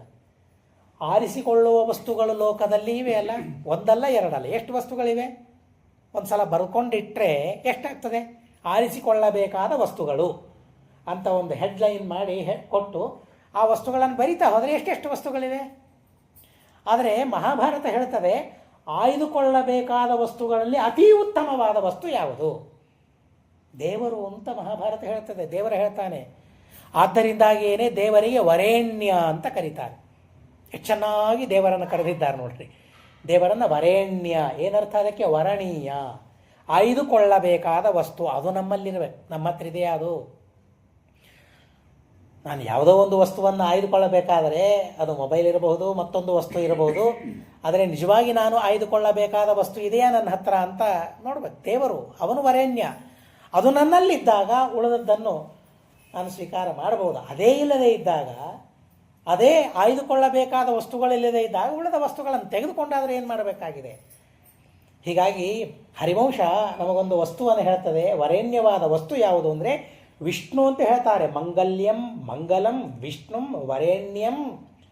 ಆ ವರೇಣ್ಯವಾದ ವಸ್ತು, ಆಯ್ದುಕೊಳ್ಳಬೇಕಾದ ವಸ್ತು ಯಾರು ಅಂದರೆ ವಿಷ್ಣು ಅಂತ ಹೇಳ್ತದೆ. ಮಂಗಲ್ಯ ಎಲ್ಲರಿಗೆ ಮಂಗಲ್ಯವನ್ನು ಕೊಡ್ತದೆ. ಮಂಗಲ ಸ್ವಯಂ ಮಂಗಲವಾಗಿದೆ. ಅನಘಂ ಯಾವ ಪಾಪ ಅಲ್ಲಿ ಇಲ್ಲ. ಶುಚಿಂ ಶುದ್ಧವಾಗಿದೆ ಅಂಥ ಪರಮಾತ್ಮ. ಯಾವುದಕ್ಕಾಗಿ ಆಯ್ದುಕೊಳ್ಳಬೇಕು ಪರಮಾತ್ಮನನ್ನು, ದೇವರನ್ನು ಅಂದರೆ ನಮಸ್ಕಾರ ಮಾಡೋದಕ್ಕಾಗಿ ಅಂತ ಹೇಳ್ತಾರೆ. ಇದು ನಮಸ್ಕಾರ ಮಾಡಿಕೊಳ್ಳೋದಕ್ಕಾಗಿ ಆಯ್ದುಕೊಳ್ಳಬೇಕಾದವರು ಯಾರು ಅಂದರೆ ವಿಷ್ಣು. ಆದರೆ ಅವನಿಗೆ ಮೊದಲಿಗೆ ನಮಸ್ಕಾರ ಮಾಡಬೇಕು ಅಂತ ಹೇಳ್ತಾರೆ. ಅವರಿಗೆ ನಮಸ್ಕಾರವನ್ನು ಮಾಡಿ ಋಷಿಕೇಶಂ ಚರಾಚರ ಗುರು ಪರಮಾತ್ಮ ನೈಮಿಷಾರಣ್ಯದಲ್ಲಿ ಕುಲಪತಿಗಳಾಗಿರತಕ್ಕಂತಹ ಶೌನಕರು. ಯಾರು ಕುಲಪತಿಗಳು ಅಂತಂದರೆ ಯಾರು? ಕುಲಪತಿಗಳು ಅಂದರೆ ಯಾರು? ಇವತ್ತು ನಾವೆಲ್ಲ ಆ ಕುಲಪತಿ ಅಂತ ನಾವು ಹೆಸರನ್ನು ನೋಡ್ತೇವೆ. ಆದರೆ ಕುಲಪತಿ ಅಂದರೆ ಯಾರು ಅಂತ ಸ್ವಯಂ ಮನುಗಳು ತಿಳಿಸ್ತಾರೆ. ಏಕಾದಶ ಸಹಸ್ರಾಣಿ ಯೋನ್ನಪಾನಾದಿನ ಭರೇತ್ ಸವೈ ಕುಲಪತಿರ್ನಾಮ ವೇದ ವೇದಾಂಗ ಪಾರಗಃ. ಯಾವ ಲಕ್ಷಣಗಳು ನಾವು ಕುಲಪತಿಗಳಲ್ಲಿ ನೋಡ್ತೇವೆ? ಇವತ್ತು ಅನೇಕ ವಿದ್ಯಾಪೀಠಗಳಿವೆ. ವಿದ್ಯಾಪೀಠದ ಕುಲಪತಿಗಳಲ್ಲಿ ಈ ಲಕ್ಷಣ ಇರ್ತದೆ. ಆದರೆ ಹೊರಗೆ ನಾವು ಯೂನಿವರ್ಸಿಟಿಗಳಲ್ಲಿ ನೋಡ್ತೀವಲ್ಲ, ಕುಲಪತಿ ಅಂತ ಹಾಕಿರ್ತಾರೆ. ಏನು ಲಕ್ಷಣ ಇದೆ? ಇಲ್ಲಿದೆ ಏಕಾದಶ ಸಹಸ್ರಾಣಿ 16,000 ಶಿಷ್ಯರಿಗೆ ಅನ್ನವನ್ನು ಕೊಟ್ಟು, ಪಾನವನ್ನು ಕೊಟ್ಟು, ವಿದ್ಯೆಯನ್ನು ಕೊಟ್ಟು ಅವರ ಭರಣ ಪೋಷಣವನ್ನು ಯಾರು ಮಾಡ್ತಾರಲ್ಲ, ಬರೀ ಮಾಡೋದಿಷ್ಟೇ ಅಲ್ಲ, ವೇದ ವೇದಾಂಗ ಪಾರಂಗತನಾಗಿರ್ತಾರಲ್ಲ, ಅವರನ್ನು ಕುಲಪತಿ ಅಂತ ಕರಿಬೇಕು ಅಂತ ಹೇಳ್ತಾರೆ. ಹೀಗಾಗಿ ಅವರನ್ನು ಕುಲಪತಿ ಅಂತ ಎಷ್ಟು ಸುಲಭವಾಗಿ ನಾವು ಕರೆದು ಬಿಡ್ತೇವೆ ನೋಡಿ.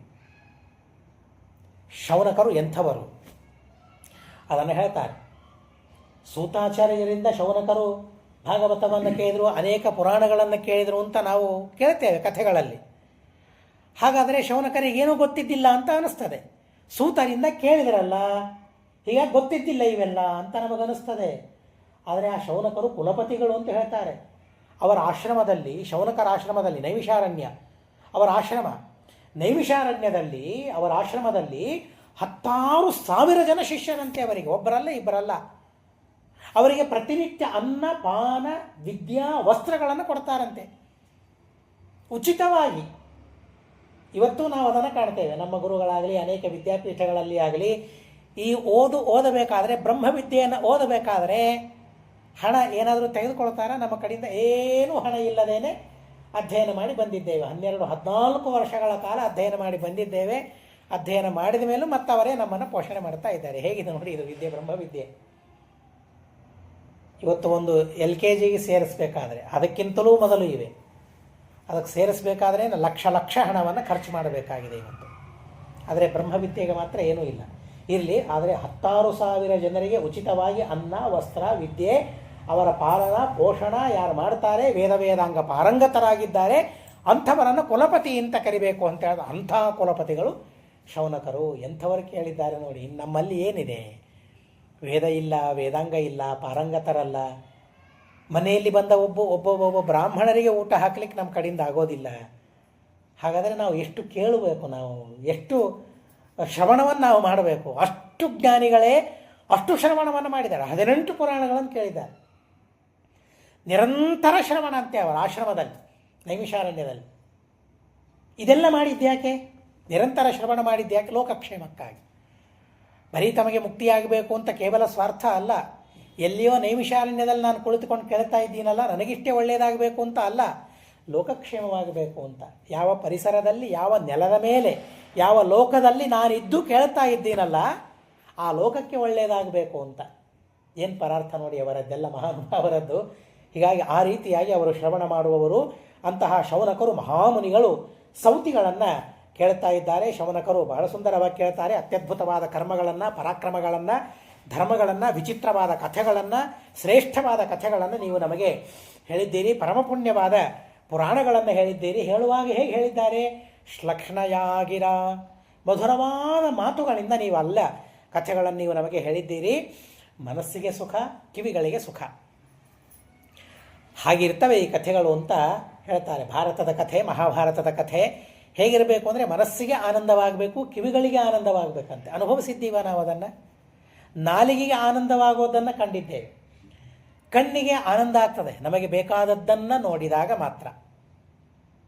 ಆದರೆ ದೇವರ ಪೂಜೆಯನ್ನು ನೋಡಬೇಕಾದ್ರೆ ಆನಂದ ಕಣ್ಣಿಗೆ ಆದದ್ದು ಯಾವತ್ತಾದರೂ ಅನುಭವ ಇದೆಯಾ? ಇದ್ದರೆ ಅತಿ ಉತ್ತಮ. ಇಲ್ಲ ಅಂದರೆ ಆ ಆನಂದವನ್ನು ಪಡೆಯುವ ಪ್ರಯತ್ನವನ್ನು ನಾವು ಮಾಡಬೇಕು.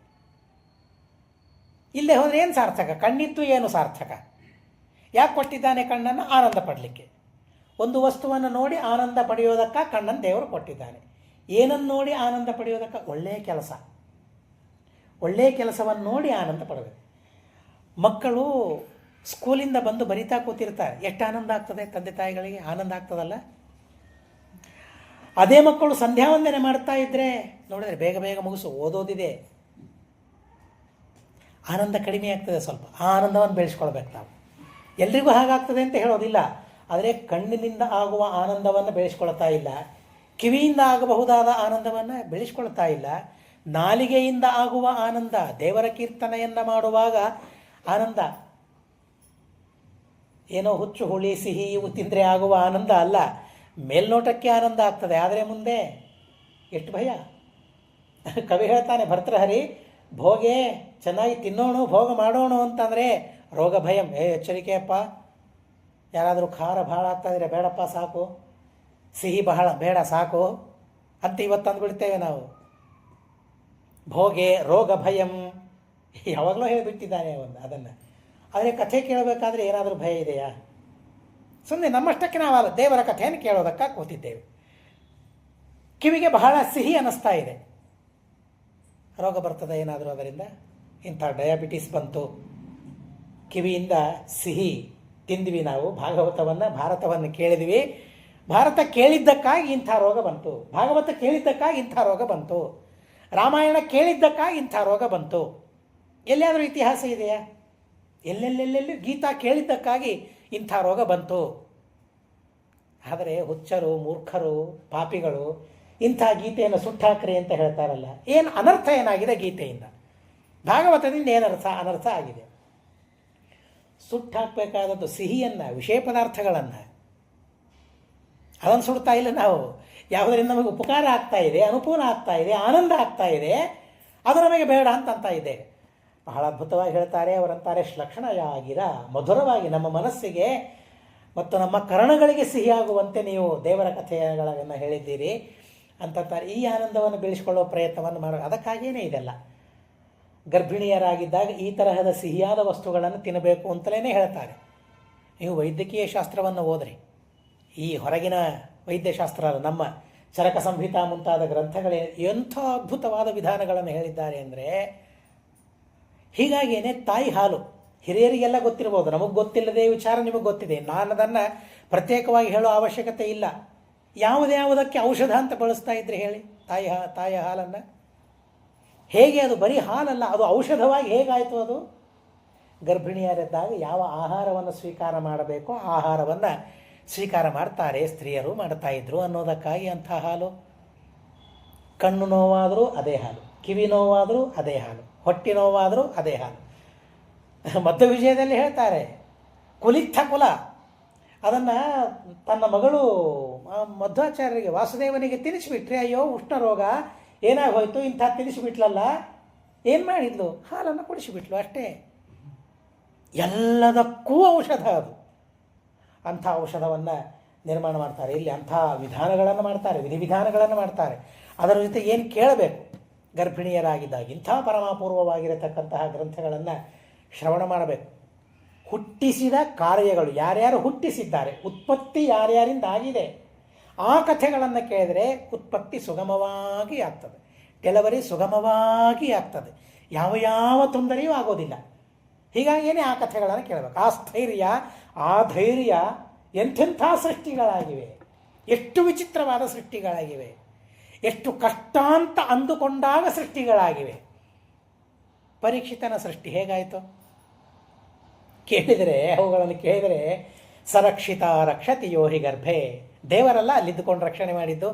ಇಂಥ ಕಥೆಗಳನ್ನು ಕೇಳಿದರೆ ಸುಲಭವಾದ ಜನ್ಮ ಆಗಿಬಿಡುತ್ತದೆ. ಹೀಗಾಗಿ ಆ ಕಥೆಗಳನ್ನು ಕೇಳಬೇಕು ಅಂತ ಹೇಳ್ತಾರೆ. ಅಂಥ ಕಥೆಗಳನ್ನು ನೀವು ಹೇಳಿದ್ದೀರಿ.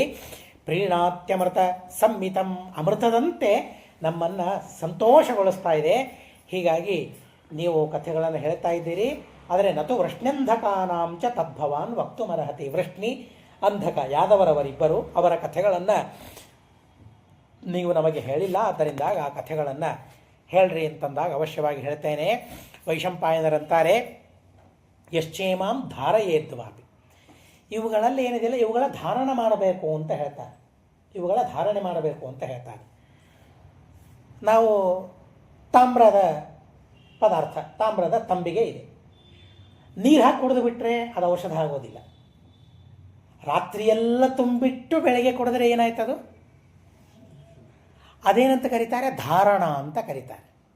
ಅದು ಧಾರಣ. ಅದು ನೀರು ಹಾಕ್ಕೊಂಡು ಕುಡಿದು ಬಿಟ್ಟರೆ ಬಹಳ ಲಾಭ ಅಲ್ಲ. ಅದರಿಂದ ಲಾಭ ಹೌದು, ಪಾತ್ರ ಒಳ್ಳೆಯದು, ಅದರಲ್ಲಿ ನೀರು ಕುಡಿದ್ವಿ, ಸರಿ ಹೋಯ್ತು.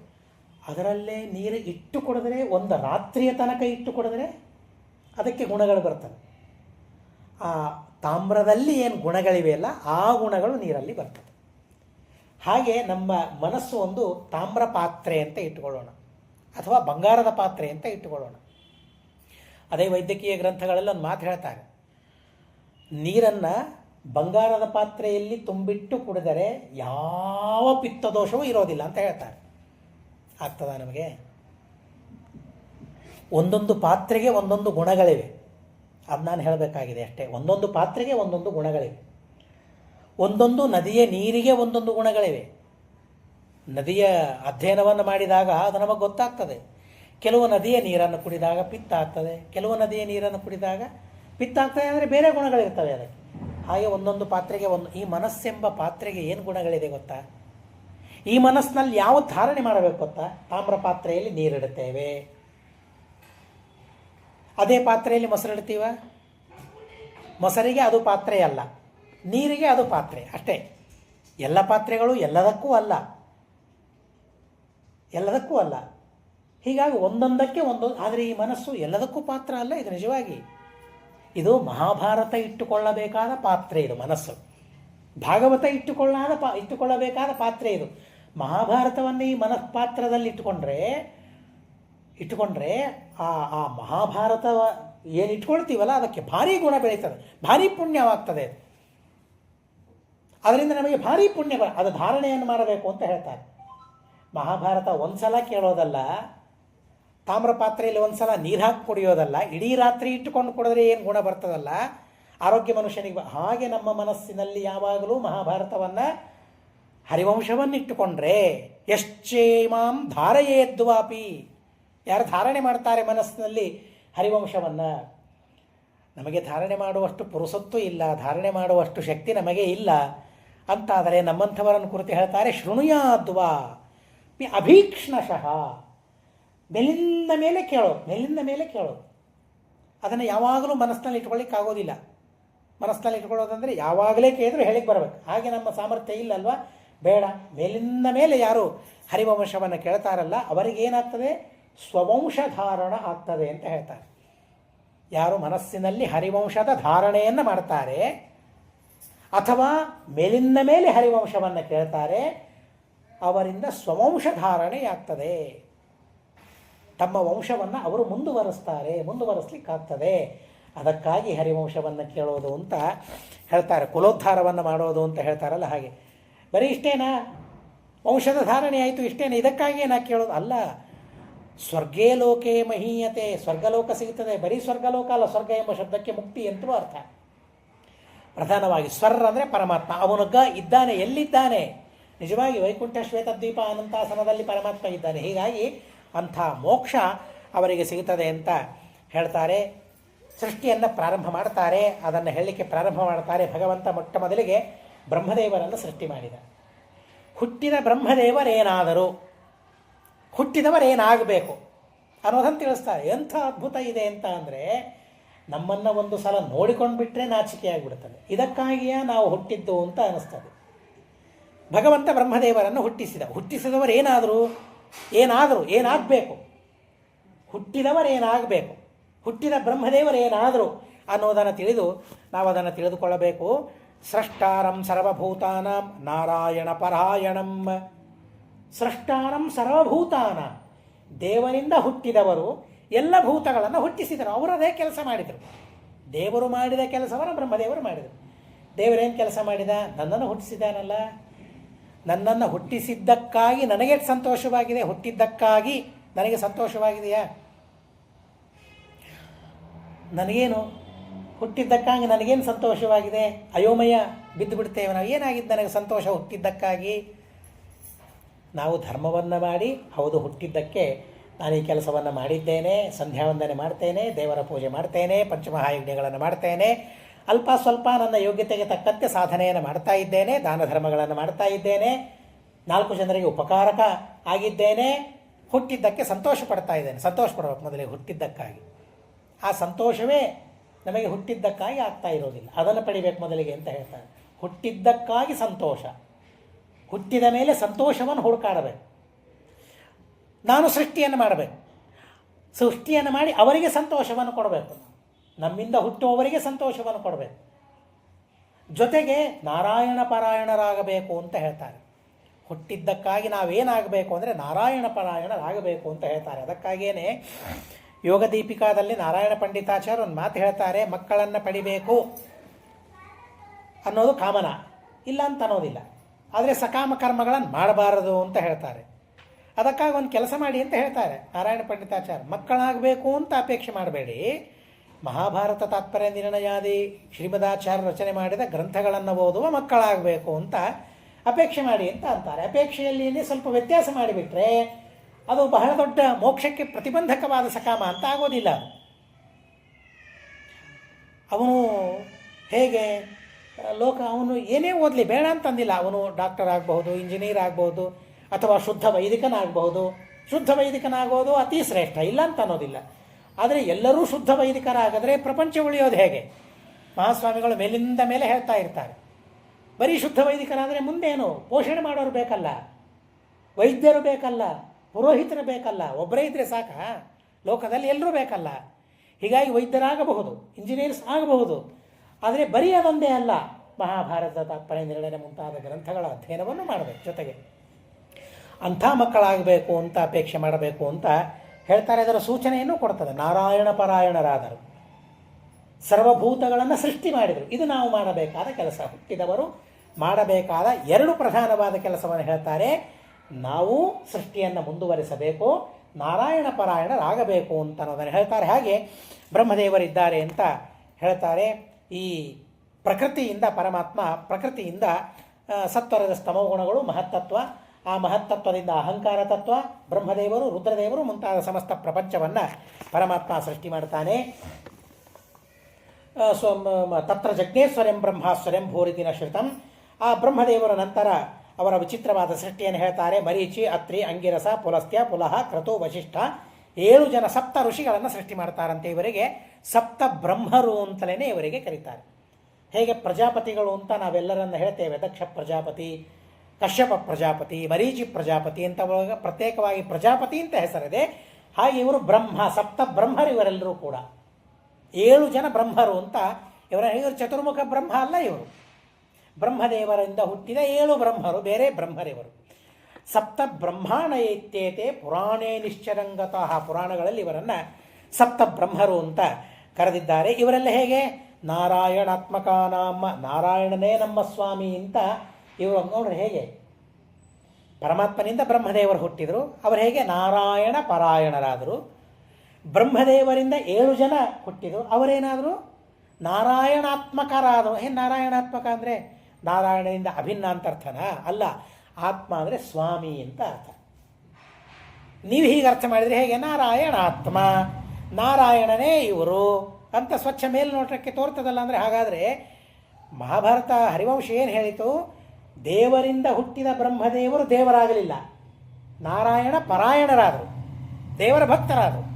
ಬ್ರಹ್ಮದೇವರಿಂದ ಹುಟ್ಟಿದ 7 ಜನ ದೇವರಾದರು ಅಂತ ಹೇಗಾಗಲಿಕ್ಕೆ ಸಾಧ್ಯ? ಅದು ಸಾಧ್ಯವಿಲ್ಲ. ಹೀಗಾಗಿ ಆತ್ಮಶಬ್ದಕ್ಕೆ ಸ್ವಾಮಿ ಅಂತಲೇ ಅರ್ಥವನ್ನು ನಾವು ಹೇಳಬೇಕು, ಸಿದ್ಧವಾದ ವಿಷಯ. ಹೀಗಾಗಿ ಪರಮಾತ್ಮನನ್ನೇ ಸ್ವಾಮಿ ಅಂತ ಅವರು ತಿಳಿದು ಅವರು ಸೃಷ್ಟಿಯನ್ನು ಮಾಡ್ತಾರೆ. ತಥೋಸೃಜತ್ ಪುನರ್ಬ್ರಹ್ಮ ರುದ್ರಂ ರೋಷಾತ್ಮ ಸಂಭವಂ. ಅನಂತರ ಬ್ರಹ್ಮದೇವರು ರುದ್ರದೇವರನ್ನು ಸೃಷ್ಟಿ ಮಾಡ್ತಾರೆ. ಸನತ್ಕುಮಾರ ಮುಂತಾದವರನ್ನು ಅವರೆಲ್ಲರೂ ಸೃಷ್ಟಿ ಮಾಡ್ತಾರೆ. ಸನತ್ಕುಮಾರ, ಸ್ಕಂದ ಮುಂತಾದವರೆಲ್ಲ ಅವರಿಂದ ಹುಟ್ಟುತ್ತಾರೆ. ಋಗ್ವೇದಾಭಿಮಾನಿ ದೇವತೆಗಳು, ಯಜುರ್ವೇದಾಭಿಮಾನಿ, ಸಾಮವೇದಾಭಿಮಾನಿ ದೇವತೆಗಳು. ಯಾಕೆ? ಯಜ್ಞಸಿದ್ಧಯೇ. ಋಗ್ವೇದ ಇಲ್ಲ, ಯಜ್ಞವನ್ನು ಮಾಡಲಿಕ್ಕಾಗ್ತದ? ಸ್ತೋತ್ರ ಮಾಡಲಿಕ್ಕಾಗೋದೇ ಇಲ್ಲ ಋಗ್ವೇದ ಇಲ್ಲ ಅಂದರೆ. ಯಜುರ್ವೇದ ಇಲ್ಲ, ಯಜ್ಞವನ್ನು ಮಾಡಲಿಕ್ಕಾಗೋದಿಲ್ಲ ನಮಗೆ. ಸಾಮ ಇಲ್ಲ, ಗಾನ ಮಾಡಲಿಕ್ಕಾಗೋದಿಲ್ಲ ನಮಗೆ. ವೇದ ಇಲ್ಲ, ಯಜ್ಞವೇ ಇಲ್ಲ. ವೇದಗಳನ್ನು ಯಾಕೆ ಸೃಷ್ಟಿ ಮಾಡಿದ? ವೇದಗಳಿಗೆ ಸೃಷ್ಟಿ ಇಲ್ಲ, ಅಪೌರುಷೇಯವಾದದ್ದು ವೇದಗಳು. ವೇದಗಳ ಅಭಿವ್ಯಕ್ತಿ. ಭಗವಂತ ವೇದವನ್ನು, ಅನಾದಿ ಕಾಲದಿಂದ ಇರುವ ವೇದವನ್ನು ಬ್ರಹ್ಮದೇವರನ್ನು ಹುಟ್ಟಿಸಿ ಬ್ರಹ್ಮದೇವರಿಗೆ ಉಪದೇಶ ಮಾಡಿದ ಅಷ್ಟೇ. ಇದ್ದ ವೇದಗಳನ್ನು ಉಪದೇಶ ಮಾಡಿದ. ಈಗ ನಾನು ಇದ್ದ ಹರಿವಂಶವನ್ನು ಹೇಳ್ತಾ ಇದ್ದೇನೆ, ಹೌದಾ? ನಾನು ಸ್ವಯಂ ಬರೆದು ಹೇಳ್ತಾ ಇದ್ದೀನಾ ಹರಿವಂಶ? ಇಲ್ಲ. ಹಾಗೆ ಹರಿವಂಶಗಳನ್ನು ವೇದವ್ಯಾಸದೇವರು ಬರೆದರು. ವೇದಗಳನ್ನು ಬರೆದವರು ಯಾರೂ ಇಲ್ಲ. ಅದನ್ನು ಮೊಟ್ಟ ಮೊದಲಿಗೆ ನಾವು ತಿಳಿದುಕೊಳ್ಳಬೇಕು ಇವತ್ತು. ಯಾಕೆಂದರೆ ವೇದಗಳ ಬಗ್ಗೆಯೂ ಅಪಪ್ರಚಾರ ಆಗ್ತಾ ಇದೆ. ವೇದ ಕಾಲ ಅಂತ ಒಂದು ಹೇಳ್ತಾರೆ. ಋಗ್ವೇದದ ಕಾಲ ಇದು, ಯಜುರ್ವೇದದ ಕಾಲ ಇದು, ಸಾಮವೇದದ ಕಾಲ ಇದು, ಅದಕ್ಕೊಂದು ಕಾಲವನ್ನು ಹೇಳ್ತಾರೆ ಇವರೆಲ್ಲ. ಆದರೆ ಅಪೌರುಷೇಯ ವೇದ. ಅಂಥ ಅಪೌರುಷೇಯವಾದ ವೇದಗಳ ಉಪದೇಶವನ್ನು ಮಾಡಿದ. ಯಾಕೆಂದರೆ ಯಜ್ಞಸಿದ್ಧಯೇ. ಬ್ರಹ್ಮದೇವರು ಯಜ್ಞ ಮಾಡಬೇಕು. ಏನು ಯಜ್ಞ ಮಾಡಿದರು ಬ್ರಹ್ಮದೇವರು? ಮೊದಲಿಗೆ ಅಶ್ವಮೇಧವನ್ನು ಮಾಡ್ತಾರಂತೆ. ಬೃಹದಾರಣ್ಯಕದಲ್ಲಿ ಹೇಳ್ತಾರೆ, ಅಶ್ವಮೇಧ ಯಜ್ಞವನ್ನು ಮಾಡಿದರು. ಮಾಡುವಾಗ ಪ್ರಸಂಗ ಬಂದಿದೆ ಅಂತ ಹೇಳಬೇಕು. ಯಜ್ಞವನ್ನು ಮಾಡುವಾಗ ಅದು ಪೂರ್ವಯುಗಗಳ ವಿಧಾನ. ಅದು ಆ ಅಶ್ವದ ಮಾಂಸವನ್ನು ಯಜ್ಞದಲ್ಲಿ ಆಹುತಿಯಾಗಿ ಸಮರ್ಪಣೆ ಮಾಡಬೇಕು. ಇವತ್ತು ನಾವು ತುಪ್ಪವನ್ನು ಹಾಕ್ತೀವಲ್ಲ, ಹಾಗೆ ಸಮರ್ಪಣೆ ಮಾಡಬೇಕು ಅಶ್ವವನ್ನು. ಆದರೆ ಬ್ರಹ್ಮದೇವರು ವಿಚಾರ ಮಾಡಿದರಂತೆ, ಯಾವ ಅಶ್ವವನ್ನು ಆಹುತಿಯಾಗಿ ಸಮರ್ಪಣೆ ಮಾಡ್ತೀನಲ್ಲ, ಪುಣ್ಯ ಯಾರಿಗೆ ಹೋಯಿತು? ಅಶ್ವಕ್ಕೆ ಹೋಯಿತು, ಕುದುರೆಗೆ ಹೋಯ್ತು ಅದು. ಆದರೆ ಬ್ರಹ್ಮದೇವರು ಅಂದ್ಕೊಳ್ತಾರೆ, ಆ ಪುಣ್ಯನೂ ನನಗೆ ಬರಬೇಕು ಅಂತ ಅಂದ್ಕೊಂಡ್ರಂತೆ. ಈಗ ಉದಾಹರಣೆಗೆ ಪೂಜೆ ಮಾಡ್ತೇವೆ. ಪೂಜೆ ಮಾಡಬೇಕಾದ್ರೆ ಕೆಲವರು ಏನು ಮಾಡ್ತಾರೆ ಅಂತಂದರೆ, ಹೂವನ್ನು ತಾವೇ ತಂದ್ಕೊಂಡು ಬಿಡ್ತಾರೆ ಗಿಡದಿಂದ. ಯಾಕೆ? ಹೆಂಡತಿ ತಂದರೆ ಪುಣ್ಯ ಯಾರಿಗೆ ಹೋಯ್ತು? ಹೆಂಡತಿ ಹೋಯ್ತು. ಹೀಗಾಗಿ ಹೋಗ್ಲಿಕ್ಕೆ ಬಿಡೋದಿಲ್ಲ ಕೆಲವರು. ಆದರೆ ಬಿಡಬೇಕು, ಅವರಿಗೆ ಬಿಡಬೇಕು, ಅವರ ಕರ್ತವ್ಯ ಅದು. ತುಳಸಿಯನ್ನು ನಾವು ತರಬೇಕು. ಎಲ್ಲ ಕೆಲಸಗಳನ್ನು ನಾವೇ ಮಾಡಲಿಕ್ಕಾಗ್ತದ? ಎಲ್ಲ ನಾವೇ ಮಾಡಿದರೆ ಎಲ್ಲ ಪುಣ್ಯ ನಮಗೆ ಬಂತು. ಆದರೆ ಎಲ್ಲ ನಮಗೆ ಮಾಡಲಿಕ್ಕಾಗ್ತದ? ಇಲ್ಲ. ತುಳಸಿಯನ್ನು ಮಗ ತಂದು ಕೊಡ್ತಾನೆ, ಹೂಗಳನ್ನು ಹೆಂಡತಿ ತಂದು ಕೊಡ್ತಾರೆ, ಮಕ್ಕಳು ತಂದು ಕೊಡ್ತಾರೆ, ಉಪಕರಣಗಳನ್ನು ಮತ್ತಾರೋ ತಿಕ್ಕಿ ಕೊಡ್ತಾರೆ, ಅನ್ನವನ್ನು ಮತ್ತಾರೋ ಮಾಡ್ತಾರೆ. ಹೀಗೆ ಒಂದೊಂದು ಯಾವ ಪುಣ್ಯ ಯಾವ ಬಂತಲ್ಲ ಅವರವರಿಗೆ ಆಯಾ ಪುಣ್ಯ ಹೋಗ್ಬಿಡುತ್ತೆ. ಬ್ರಹ್ಮದೇವರು ಅಂದ್ಕೊಳ್ತಾರೆ, ಕುದುರೆಯನ್ನು ನಾನು ತಂದರೆ ಆ ಪುಣ್ಯ ಕುದುರೆ ಹೋದ, ನಾನೇ ಕುದುರೆ ಆಗಬೇಕು ಅಂತ ಹೇಳಿ ಅವರೇ ಕುದುರೆಯಾಗಿ ತಮ್ಮನ್ನು ತಾವೇ ಶಂಸನ ಮಾಡಿಕೊಂಡು, ಆಲಭನ ಮಾಡಿಕೊಂಡು ಆ ಮಾಂಸವನ್ನು ಸಮರ್ಪಣೆ ಮಾಡಿ ಆ ಪುಣ್ಯವನ್ನು ಅವರೇ ಪಡಿತಾರಂತೆ. ಯಜ್ಞಸಿದ್ಧಿಗಾಗಿ ಆ ಪದಾರ್ಥಗಳಿವೆ. ಅದಕ್ಕಾಗಿ ಋಗ್ವೇದ, ಯಜುರ್ವೇದ, ಸಾಮವೇದಗಳನ್ನು ಪರಮಾತ್ಮ ಸೃಷ್ಟಿ ಮಾಡಿದೆ. ಇದೆಲ್ಲ ಸೃಷ್ಟಿ ಬ್ರಹ್ಮದೇವರು ಹುಟ್ಟಿದಾಗ ಬ್ರಹ್ಮದೇವರ ದೇಹ ಎರಡಾಯ್ತಂತೆ. ಎರಡಾದಾಗ ಸ್ವಯಂಭೂಮನು ಶತರೂಪಾದೇವಿ. ಆ ಸ್ವಯಂಭುವ ಶತರೂಪ ಅವರಿಂದಲೂ ಕೂಡ ಸೃಷ್ಟಿ ಮುಂದೆ ಪ್ರಾರಂಭವಾಗ್ತದೆ. ಸ ವೈ ಸ್ವಯಂಭುವಸ್ತಾತ ಪುರುಷೋಮನುರುಚ್ಯತೆ ತಸ್ಯೇಕ ಸಪ್ತತಿ ಯುಗಂ ಮನ್ವಂತರ ಮಿಹೋಚ್ಯತೆ. 71 ಯುಗಗಳು ಅವರದ್ದು ಮನ್ವಂತರ ಅಂತ ಹೇಳ್ತಾರೆ. ಸ್ವಯಂಭುವ ಮನ್ವಂತರ ಅವರದ್ದು ಹೇಳ್ತಾರೆ. ಅನಂತರ ಉತ್ತಾನಪಾದನಿಗೆ ಸೂನೃತ.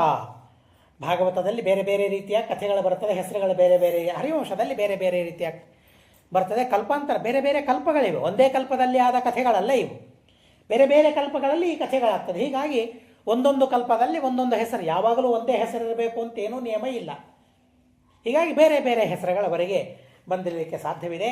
ಹೀಗಾಗಿ ಉತ್ತಾನಪಾದನಿಗೆ ಸೂನೃತಾರಿಂದ 4 ಜನ ಮಕ್ಕಳಾಗ್ತಾರೆ. ಉತ್ಪನ್ನ ವಾಜಿಮೇಧೇನ ಧ್ರುವಸ್ಯ ಜನನೀ ಶುಭ, ಧ್ರುವ, ಕೀರ್ತಿವಂತ, ಶಿವ, ಶಾಂತ ಅಂತ ಅವರಿಗೆ ಮಕ್ಕಳಾಗ್ತಾರೆ. ಅಹೋಸ್ಯ ತಪಸೋ ವೀರ್ಯಂ ಅಹೋಶ್ಯತ ಮಹೋಬಲಂ ಯದೇನ ಪುರತಃ ಕೃತ್ವ ಧ್ರುವಂ ಸಪ್ತರ್ಷಯ ಸ್ಥಿತಾ. ಆ ಧ್ರುವನ ಅತ್ಯದ್ಭುತವಾಗಿರತಕ್ಕಂತಹ ಮೇಮೇನು ಶುಕ್ರಾಚಾರ್ಯರೇ ಕೊಂಡಾಡ್ತಾರಂತೆ. ಎಲ್ಲ ಋಷಿಗಳು, ಮುನಿಗಳು ಈ ಧ್ರುವಲೋಕವನ್ನು, ಸಪ್ತರ್ಷಿಗಳು ಸಹ ಪ್ರದಕ್ಷಿಣೆ ಹಾಕ್ತಾರಲ್ಲ. ಯಾಕೆ ಅಂತಂದರೆ ಅಲ್ಲಿ ಪರಮಾತ್ಮ ಶಿವಶುಮಾರ ರೂಪದಿಂದ ಇದ್ದಾನೆ, ಅತ್ಯದ್ಭುತವಾದ ಲೋಕವನ್ನು ಅವರಿಗೆ ಕೊಟ್ಟಿದ್ದಾರೆ ಅಂತ ಆ ಕಥೆಯನ್ನು ಹೇಳ್ತಾರೆ. ಹಾಗೆ ಪೃಥ್ವಿನ ವಂಶವನ್ನು ಹೇಳ್ತಾರೆ. ಆ ಪೃಥ್ವಿನ ಸ್ತೋತ್ರ ಮಾಡೋದಕ್ಕಾಗಿ ಸೂತ ಮತ್ತು ಮಾಗಧ ಅಂತ ಇಬ್ಬರು ಜಾತಿಗಳು ಅಲ್ಲಿಂದ ಪ್ರಾರಂಭವಾಗ್ತದೆ. ಸೂತ ಅಂತ ಅಂದರೆ ರಾಜನನ್ನು ವರ್ಣನೆ ಮಾಡುವವನು, ಸ್ತೋತ್ರ ಮಾಡುವವನು ಸೂತ. ಮಾಗಧ ಅಂತಂದರೆ ಅವನ ವಂಶವನ್ನು ವರ್ಣನೆ ಮಾಡುವ, ಸ್ತೋತ್ರ ಮಾಡುವವನು ಮಾಗಧ. ಹೀಗಾಗಿ ಆ ಸೂತ ಮಾಗಧರು ಹುಡ್ತಾರೆ, ಅವರ ಕಥೆಗಳನ್ನು ಹೇಳ್ತಾರೆ, ಅವರು ವರ್ಣನೆ ಮಾಡ್ತಾರೆ, ಸ್ತೋತ್ರ ಮಾಡ್ತಾರೆ. ಪೃಥುರಾಜನನ್ನು ಸ್ತೋತ್ರ ಮಾಡಿದರೆ ಪೃಥುರಾಜ ಅಂತಾನೆ ಯಾವ ಗುಣಗಳೂ ನನ್ನಲ್ಲಿ ಇಲ್ಲ, ನನ್ನನ್ನು ಯಾಕೆ ಸ್ತೋತ್ರ ಮಾಡ್ತಾ ಇದ್ದೀರಿ? ಹೋಗಲಿ, ಸ್ತೋತ್ರ ಮಾಡಿದ್ದೀರಲ್ಲ, ಹಾಗಾದರೆ ಇನ್ನು ಮುಂದೆ ನಾನು ಆ ಗುಣಗಳನ್ನು ಸಂಪಾದನೆ ಮಾಡಿಕೊಳ್ಳುತ್ತೇನೆ ಅಂತ ಹೇಳಿ ಆ ಗುಣಗಳನ್ನು ಸಂಪಾದನೆ ಮಾಡಿಕೊಂಡಂತೆ ಅವನು. ಇದೊಂದು ನಮಗೆ ಸಂದೇಶವನ್ನು ಕೊಡುತ್ತದೆ. ಹಾಗಾದರೆ ಪೃಥು ಚಕ್ರವರ್ತಿ ತಾನು ಹುಟ್ಟಿದಾಗ ಚಕ್ರವರ್ತಿಯಾಗುವಾಗ ಸೂತರು ಸ್ತೋತ್ರ ಮಾಡ್ತಾರೆ, ಆ ಗುಣಗಳಿಲ್ಲ, ನಾನು ಸಂಪಾದನೆ ಮಾಡಬೇಕು. ಹಾಗೆ ತಂದೆ ತಾಯಿಗಳು ಮಕ್ಕಳನ್ನು ಸ್ತೋತ್ರ ಮಾಡ್ತಾರೆ, ಮಾಡಿದಾಗ ಗುಣ ಇರೋದಿಲ್ಲ, ಯಾವಾಗಲೂ ನನ್ನ ಮಾತು ಕೇಳ್ತೀಯಲ್ಲ ಅಂತ ಅಂತಾರೆ. ಹಾಗಾದರೆ ಅದನ್ನು ನಾವು ಪಡೆದುಕೊಳ್ಳಬೇಕು. ಯಾರಾದರೂ ಏನೇ ಗುಣವನ್ನು ನಮಗೆ ಹೇಳಿದರೆ ಈ ಗುಣ ನಿನ್ನಲ್ಲಿದೆ ಅಂತನ್ನುವಂತೆ ಸ್ತೋತ್ರ ಮಾಡಿದರೆ ನಾವೇನು ಮಾಡಬೇಕು? ಆ ಗುಣ ಇದೆಯಾ ನನ್ನಲ್ಲಿ ಆಲೋಚನೆ ಮಾಡಬೇಕು. ಇಲ್ಲ ಅಂತಾದರೆ ಹಾಗಾದರೆ ಆ ಗುಣವನ್ನು ನಾನು ಸಂಪಾದನೆ ಮಾಡಿ ಗುಣವಂತನಾಗಬೇಕಲ್ಲ. ಹೇಗೆ ಆಗೋದು ನೋಡಿರಿ, ನಾವು ಯಾಕೆ ಗುಣಗಳನ್ನು ಹೇಳಬೇಕು? ಗುಣ ಇಲ್ಲಲ್ಲ, ಯಾಕೆ ಹೇಳಬೇಕು ನಾನು? ಸೂತರು ಯಾಕೆ ಹೇಳಿದ್ರು ಇಲ್ಲದೇ ಇದ್ದ ಗುಣವನ್ನು? ಆದರೆ ಸೂತರಿಗೆ ಗೊತ್ತು ಇವನೇನು ಸಾಮಾನ್ಯ ಅಲ್ಲ, ಇವತ್ತಿನವರು ಹಾಗೆಲ್ಲ ಮಾಡೋದಿಲ್ಲ. ಸ್ತೋತ್ರ ಮಾಡಿದರೆ ಆ ಸ್ತೋತ್ರದಿಂದಲೇನು ತುಷ್ಟರಾಗಿ ಹೋಗಿಬಿಡ್ತಾರೆ, ಗುಣಗಳನ್ನು ಸಂಪಾದನೆ ಮಾಡೋ ಪ್ರಯತ್ನ ಮಾಡೋದಿಲ್ಲ. ಆದರೆ ಗುಣ ಹೇಳೋದು ಯಾಕೆ? ಸ್ತೋತ್ರ ಮಾಡೋದು ಯಾಕೆ? ಗುಣಗಳೇ ಇಲ್ಲ, ಸ್ತೋತ್ರ ಯಾಕೆ ಮಾಡಬೇಕು? ಆದರೆ ಸ್ತೋತ್ರ ಮಾಡುವ ಉದ್ದೇಶ ಏನು ಗೊತ್ತಾ? ಈ ಗುಣಗಳನ್ನು ಅವನು ಸಂಪಾದನೆ ಮಾಡಬೇಕು ಅನ್ನೋದಕ್ಕಾಗಿ ಸ್ತೋತ್ರವನ್ನು ಮಾಡೋದು. ಹಾಗಾದರೆ ಈ ಅರ್ಥದಲ್ಲಿ ಸಣ್ಣವರನ್ನು ಸ್ತೋತ್ರ ಮಾಡ್ಬೋದಲ್ಲ? ಇಂಥ ಜ್ಞಾನ ಇದೆಯಪ್ಪ ನಿನಗೆ, ಅವರೇನು ತಿಳ್ಕೊಳ್ಬೇಕು? ಜ್ಞಾನ ಇಲ್ಲ, ಹಾಗಾದರೆ ಜ್ಞಾನ ಸಂಪಾದನೆ ಮಾಡಬೇಕು.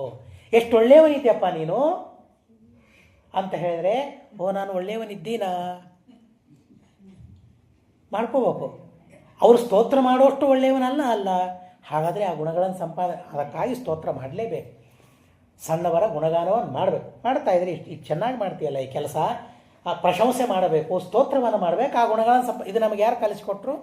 ಪೃಥು ಚಕ್ರವರ್ತಿ ಕಲಿಸಿಕೊಡ್ತಾನೆ. ಇದು ಇಲ್ಲದೇ ಇದ್ದ ಗುಣಗಳನ್ನು ಹೇಳಿದ, ಹಾಗಾದರೆ ಗುಣವನ್ನು ಸಂಪಾದನೆ ಮಾಡಬೇಕು ಅನ್ನೋದನ್ನು ಅವನು ತಿಳಿಸಿಕೊಡ್ತಾನೆ.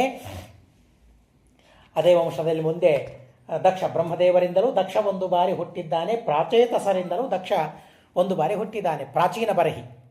ಆ ಪ್ರಾಚೀನ ಬರಹಿ ಅವನ ಕೆಲಸ ಏನು ಮಾಡ್ತಾ ಇದ್ದ ಅಂತಂದರೆ, ಎಲ್ಲೇ ಜಾಗ ಕಾಣಿಸ್ಲಿ ಪೂರ್ವಕ್ಕೆ ದರ್ಭಗಳನ್ನು ಹಾಸೋದು, ಅದರ ಮೇಲೆ ಕೂತು ಯಜ್ಞವನ್ನು ಮಾಡೋದು. ಅವನ ಕಾಲದಲ್ಲಿ ಎಲ್ಲಿ ನೋಡ್ತೀರಿ ಅಲ್ಲಿ ದರ್ಭಗಳು ತುಂಬಿ ಹೋಗಿಬಿಟ್ಟಿದ್ವಂತೆ, ಎಲ್ಲಿಯೂ ನೆಲನೇ ಕಾಣಿಸ್ತಾ ಇಲ್ಲ, ಅಷ್ಟು ಯಜ್ಞಯಾಗಾದಿಗಳನ್ನು ಮಾಡಿದ್ರಂತೆ. ನಾರದರು ಬರ್ತಾರೆ, ಏನು ಮಾಡ್ತಾ ಇದ್ದೀನಿ ನೀನು? ಅದು ಅತಿಯಾಗಬಾರ್ದು, ಯಾವುದೂ ಅತಿಯಾಗಬಾರ್ದು, ಯಜ್ಞಯಾಗಗಳು ಅತಿಯಾಗಬಾರ್ದು. ನನಗೆ ಯೋಗ್ಯತೆ ಇರೋದಿಲ್ಲ ಅಷ್ಟು ಮಾಡೋಷ್ಟು. ನನ್ನ ಯೋಗ್ಯತೆ ಎಷ್ಟಿದೆ ಅಷ್ಟು ನಮಗೆ ಅವೆಲ್ಲ ಸಾಧ್ಯವೇ ಇಲ್ಲ, ಅತಿ ಮಾಡಲಿಕ್ಕೆ ಸಾಧ್ಯವೇ ಇಲ್ಲ. ನಾವು ಅತಿ ಅಲ್ಪವನ್ನೇ ಮಾಡೋದು ಹೊರತು ಅತಿ ಮಾಡಲಿಕ್ಕೆ ಸರ್ವತಾ ಸಾಧ್ಯವೇ ಇಲ್ಲ ನಮಗೆ. ಹೀಗಾಗಿ ನಾರದರು ಬರ್ತಾರೆ, ಹೇಳ್ತಾರೆ, ಬರೀ ಕರ್ಮಿಷ್ಠನಾಗಿ ಹೋಗಿಬಿಡ್ತಾನೆ ಇವನು, ತತ್ವಜ್ಞಾನವನ್ನು ಸಂಪಾದನೆ ಮಾಡಿಕೊಳ್ಳಬೇಕು ಅಂತ ಅನ್ನೋದಕ್ಕಾಗಿ ನಾರದರ ಒಂದು ಉಪದೇಶ ಕೊಡ್ತಾರೆ. ಏನಪ್ಪ ಏನು ಮಾಡ್ತಾ ಇದ್ದೀನಿ ನೀನು ಅಂದಾಗ, ಆವಾಗ ಆ ಪ್ರಾಚೀನ ಬರಹೇಳು ಅವರು ತಪಸ್ಸನ್ನು ಮಾಡ್ತಾರೆ. ಮುಂದೆ ಪ್ರಾಚೇತಸರು ಹುಟ್ಟುತ್ತಾರೆ. ಪ್ರಾಚೇತರ ಏನು ಮಾಡಬೇಕು? ನಾವು ಪ್ರಜಾ ಸೃಷ್ಟಿಯನ್ನು ಮಾಡಬೇಕು. ಹಾಗಾದರೆ ಸಮುದ್ರದ ಒಳಗೆ ಹೋಗಿ ಸಾವಿರಾರು ವರ್ಷಗಳ ತನಕ ತಪಸ್ಸು ಮಾಡ್ತಾರಂತೆ ಮಕ್ಕಳಿಗಾಗಿ. ಮಹಾಭಾರತದಲ್ಲಿ ಒಂದು ಮಾತು ಬರ್ತದೆ, ಮಕ್ಕಳ ಬಗ್ಗೆ ಒಂದು ಮಾತು ಬರ್ತದೆ, ತುಂಬ ಅದ್ಭುತವಾದ ಮಾತು ಬರ್ತದೆ. ಯಾರು ಹೇಳಿದ್ದಾರೆ? ಶಕುಂತಲ ಹೇಳ್ತಾಳೆ, ತುಂಬ ಅದ್ಭುತವಾಗಿ ಹೇಳ್ತಾಳೆ. ಶಕುಂತಲ ತನ್ನ ಮಗನನ್ನು ಕರೆದುಕೊಂಡು ದುಷ್ಯಂತನ ಹತ್ರ ಹೋಗ್ತಾಳೆ. ನಾನು ನಿನ್ನ ಹೆಂಡತಿ, ಒಂದು ನಿನ್ನ ಮಗ ಅಂದಾಗ ಮೊದಲಿಗೆ ಒಪ್ಕೊಳ್ಳೋದಿಲ್ಲ, ರಾಜನಲ್ಲ. ಒಂದೇ ಬಾರಿ ಒಪ್ಕೊಂಡ್ಬಿಟ್ರೆ ಹೇಗೆ? ನಾನು ಅಧಾರ್ಮಿಕ ಅಂತ ಆಗಿಬಿಡ್ತೇನೆ. ಯಾರೋ ಬಂದರು ನಿನ್ನ ಹೆಂಡತಿ ಅಂತಂದರು, ಮಗ ಅಂತಂದರು, ಕರ್ಕೊಂಡ್ಬಿಟ್ರೆ ಲೋಕಾಪವಾದಕ್ಕೆ ಅಂಜಿ ನಡೆಯುವುದು ವಿವೇಕಕ್ಕೆ ಎಚ್ಚರಿಕೆ. ಲೋಕಾಪವಾದ ಬರಬಾರದಂತೆ, ಯಾವ ಕಾರಣಕ್ಕೂ ಲೋಕಾಪವಾದ ಬರಬಾರ್ದು. ಸುಳ್ಳು ಅಪವಾದ ಬಂದರೂ ಅದನ್ನು ಕಳೆದುಕೊಂಡು ಹೋಗಬೇಕಂತೆ. ನಾವು ಹೋಗಬೇಕಾದ್ರೆ ಅಪವಾದ ಹಾಗೆ ಉಳಿಸ್ಕೊಂಡು ಹೋದರೆ ಸ್ವರ್ಗ ಸಿಗೋದಿಲ್ಲ ಅಂತ ಹೇಳ್ತಾರೆ. ಅಂದರೆ ಅಲ್ಲಿ ನಾನೇನು ತಪ್ಪು ಮಾಡಿಲ್ಲ, ನಡೆಯೋದಿಲ್ಲ. ಅದಕ್ಕಾಗೇನೆ ರಾಮನ ಮೇಲೆ ಏನು ಅಪವಾದ ಹೇಳಿ, ಸೀತಾದೇವಿ ಮೇಲೆ ಏನು ಅಪವಾದ ಹೇಳಿ ಹಾಕೋದು? ಅಪವಾದ ಪರಿಹಾರಕ್ಕಾಗಿ ಯಾಕೆ ಮಾಡಿದ ರಾಮ? ನಮಗೆ ತಿಳಿಸೋದಕ್ಕಾಗಿ. ದೇವರಿಗೆ ಅಪವಾದ ಇಲ್ಲ. ಆದರೆ ಸುಳ್ಳು ಅಪವಾದಕ್ಕಾಗಿ ರಾಮ ಸೀತೆಯನ್ನು ಕಾಡಿಗೆ ಹಟ್ಟಿದ. ಏನು ದೊಡ್ಡ ಮಾತು ಹೇಳ್ತಾರೆ. ಆದರೆ ಯಾಕೆ ಅಂದರೆ ನಮ್ಮಲ್ಲಿ ಮಿಥ್ಯಾಪವಾದವು ನಮ್ಮ ಮೇಲೆ ಇರಬಾರದು. ಅಪವಾದ ಅಂತ ಅನ್ನೋದೊಂದು ದೋಷ. ಆ ದೋಷವು ಪಾಪದಿಂದ ಬರ್ತದೆ. ಸುಳ್ಳು ಅಪವಾದವು ಪಾಪದಿಂದಲೇ ಬರೋದು, ನಿಜ ಅಪವಾದ ಅಷ್ಟೇ ಅಲ್ಲ. ಸುಳ್ಳು ಅಪವಾದ ನನಗೆ ಬರೋದಾದರೂ ಪಾಪದಿಂದಲೇ ಬರೋದು. ಹೀಗಾಗಿ ಆ ಅಪವಾದವನ್ನು ಕಳ್ಕೊಳ್ಳೇಬೇಕು. ಕೃಷ್ಣನ ಮೇಲೆ ಅಪವಾದ ಬಂತು, ಕಳ್ಕೊಂಡೋ ಇಲ್ವೋ? ಕೃಷ್ಣ ಸಮಂತ ಕಮಣಿ ನೀವನೇ ಅಪಹಾರ ಮಾಡಿದ್ದಾನೆ, ನಿಜವಾದ ಅಪವಾದವ ಅದು. ಸುಳ್ಳು, ನೀವು ಹೇಳೋದೆಲ್ಲ ಸುಳ್ಳು ಅಂತ ಹೇಳಿ ಮುಗಿಸಿಬಿಡ್ಬೋದಾಗಿತ್ತಲ್ಲ. ಕೃಷ್ಣ ಮುಗಿಸ್ಲಿಲ್ಲ, ಅಪವಾದವನ್ನು ಪರಿಹಾರ ಮಾಡಿಕೊಂಡ ಕೃಷ್ಣ ಪರಮಾತ್ಮ. ಹಾಗೆ ಮಿಥ್ಯಾಪವಾದವನ್ನು ಪರಿಹಾರ ಅದು ಶುದ್ಧವಾದ ಜೀವನ. ಅದು ಅಂಥ ಶುದ್ಧವಾದ ಜೀವನ ಸೀತೆಯದ್ದು ಅಂತ ತೋರಿಸೋದಕ್ಕಾಗಿ ರಾಮ ಸೀತೆಯನ್ನು ಕಳಿಸಿದ್ದೇ ಹೊರತು ಈ ಹುಚ್ಚರಾಡುವಂತೆ ಅಲ್ಲ, ಕಾಡಿಗೆ ಕಳಿಸಿದ್ದು. ಹೀಗಾಗಿ ಅದನ್ನು ನಾವು ತಿಳಿದುಕೊಳ್ಳಬೇಕು. ಹೀಗಾಗಿ ಯಾವುದೇ ತರಹದ ಅಪವಾದಗಳಿರಬಾರದು. ಅವನು ಹೇಳ್ತಾರೆ ಪ್ರಜಾಸೃಷ್ಟಿಯನ್ನು ಮಾಡಬೇಕು ಅಂತ ಹೇಳಿ ಆ ಪ್ರಾಚೇತಸರು ಸಾವಿರಾರು ವರ್ಷಗಳ ತನಕ ತಪಸ್ಸು. ಹಾಗೆ ಶಕುಂತಲ ಆ ಅಪವಾದ ಪರಿಹಾರ ಮಾಡಿಕೊಳ್ಬೇಕು. ರಾಜ ದುಷ್ಯಂತ ನನಗೆ ಅಪವಾದ ಬರಬಾರದು, ಮಿಥ್ಯಾಪವಾದ. ಹೀಗಾಗಿ ಅವಳು ಹೇಳಿದ್ದು ಒಂದೇ ಸಲ ಪರಿಗ್ರಹ ಮಾಡಿ. ಎಂಥ ಪರೀಕ್ಷೆ ಮಾಡ್ತಾನೆ ಗೊತ್ತಾ, ಏನು ವಾದ ಇದೆ ಗೊತ್ತಾ ಅವರಿಬ್ಬರ ಮಧ್ಯದಲ್ಲಿ, ಶಕುಂತಲ ಮತ್ತು ದುಷ್ಯಂತರ ಮಧ್ಯದಲ್ಲಿ ಹೇಗೆ ಸಾಧನೆ ಮಾಡಿಕೊಳ್ತಾಳೆ ಗೊತ್ತಾ ಅವಳು. ಯಾವ ಲಾಯರ್ಸ್ಗಳಿಗೂ ಈ ತರಹದ ಯುಕ್ತಿಗಳನ್ನು ನಾನು ಹೇಳಬಹುದು ಅಂತ ಅನಿಸೋದಿಲ್ಲ. ಅಂಥ ಅದ್ಭುತವಾಗಿ ಅವಳು ಯಾರು ಕಲಿಸಿದ್ದಾರೆ, ಎಲ್ಲಿ ಓದಿದ್ದಾಳೆ ಅವಳು? ಲಾ. ನಾನು ನಿನ್ನ ಹೆಂಡತಿ ಉಪಪಾದನೆ ಮಾಡಿಕೊಳ್ಳಬೇಕಾಗಿದೆ, ಇವನು ನಿನ್ನ ಮಗ ಅಂತ ಹೇಳಬೇಕಾಗಿದೆ. ಯುಕ್ತಿಯನ್ನು ಹೇಳಿ ಎಲ್ಲಿ ಕಲ್ತಿದ್ದಾಳೆ ಅವಳು? ಇದ್ದದ್ದು ಎಲ್ಲಿ ಅವಳು? ಕಾಡಿನಲ್ಲಿದ್ದಾಳೆ, ಕಣ್ವರಾಶ್ರಮದಲ್ಲಿದ್ದಾಳೆ, 4 ಗೋಡೆಯ ಮಧ್ಯದಲ್ಲಿದ್ದಾರೆ. ಇವತ್ತು ನಾವು ಅಂತೀವಲ್ಲ, 4 ಗೋಡೆಯ ಮಧ್ಯದಲ್ಲಿ ಹಾಕಿಟ್ಟು ಬಿಟ್ಟಿದ್ದಾರೆ. ಬಂಗಾರದ ಪಂಜರ, ಏನು ಶಬ್ದಗಳಿವೆ. ಒಂದು ಬಾರಿ ನಮ್ಮ ಪ್ರಾಚೀನ ಸ್ತ್ರೀಯರ ತತ್ವಜ್ಞಾನ ಎಷ್ಟಿತ್ತು ಅಂತ ನಾವು ತಿಳ್ಕೊಂಡ್ರೆ, ಹೇಗೆ ಅವರು ವಾದ ಮಾಡ್ತಾ ಇದ್ರು ಅಂತ ಅನ್ನೋದನ್ನು ಬಹಳ ಆಶ್ಚರ್ಯ ಅನ್ನಿಸ್ತದೆ.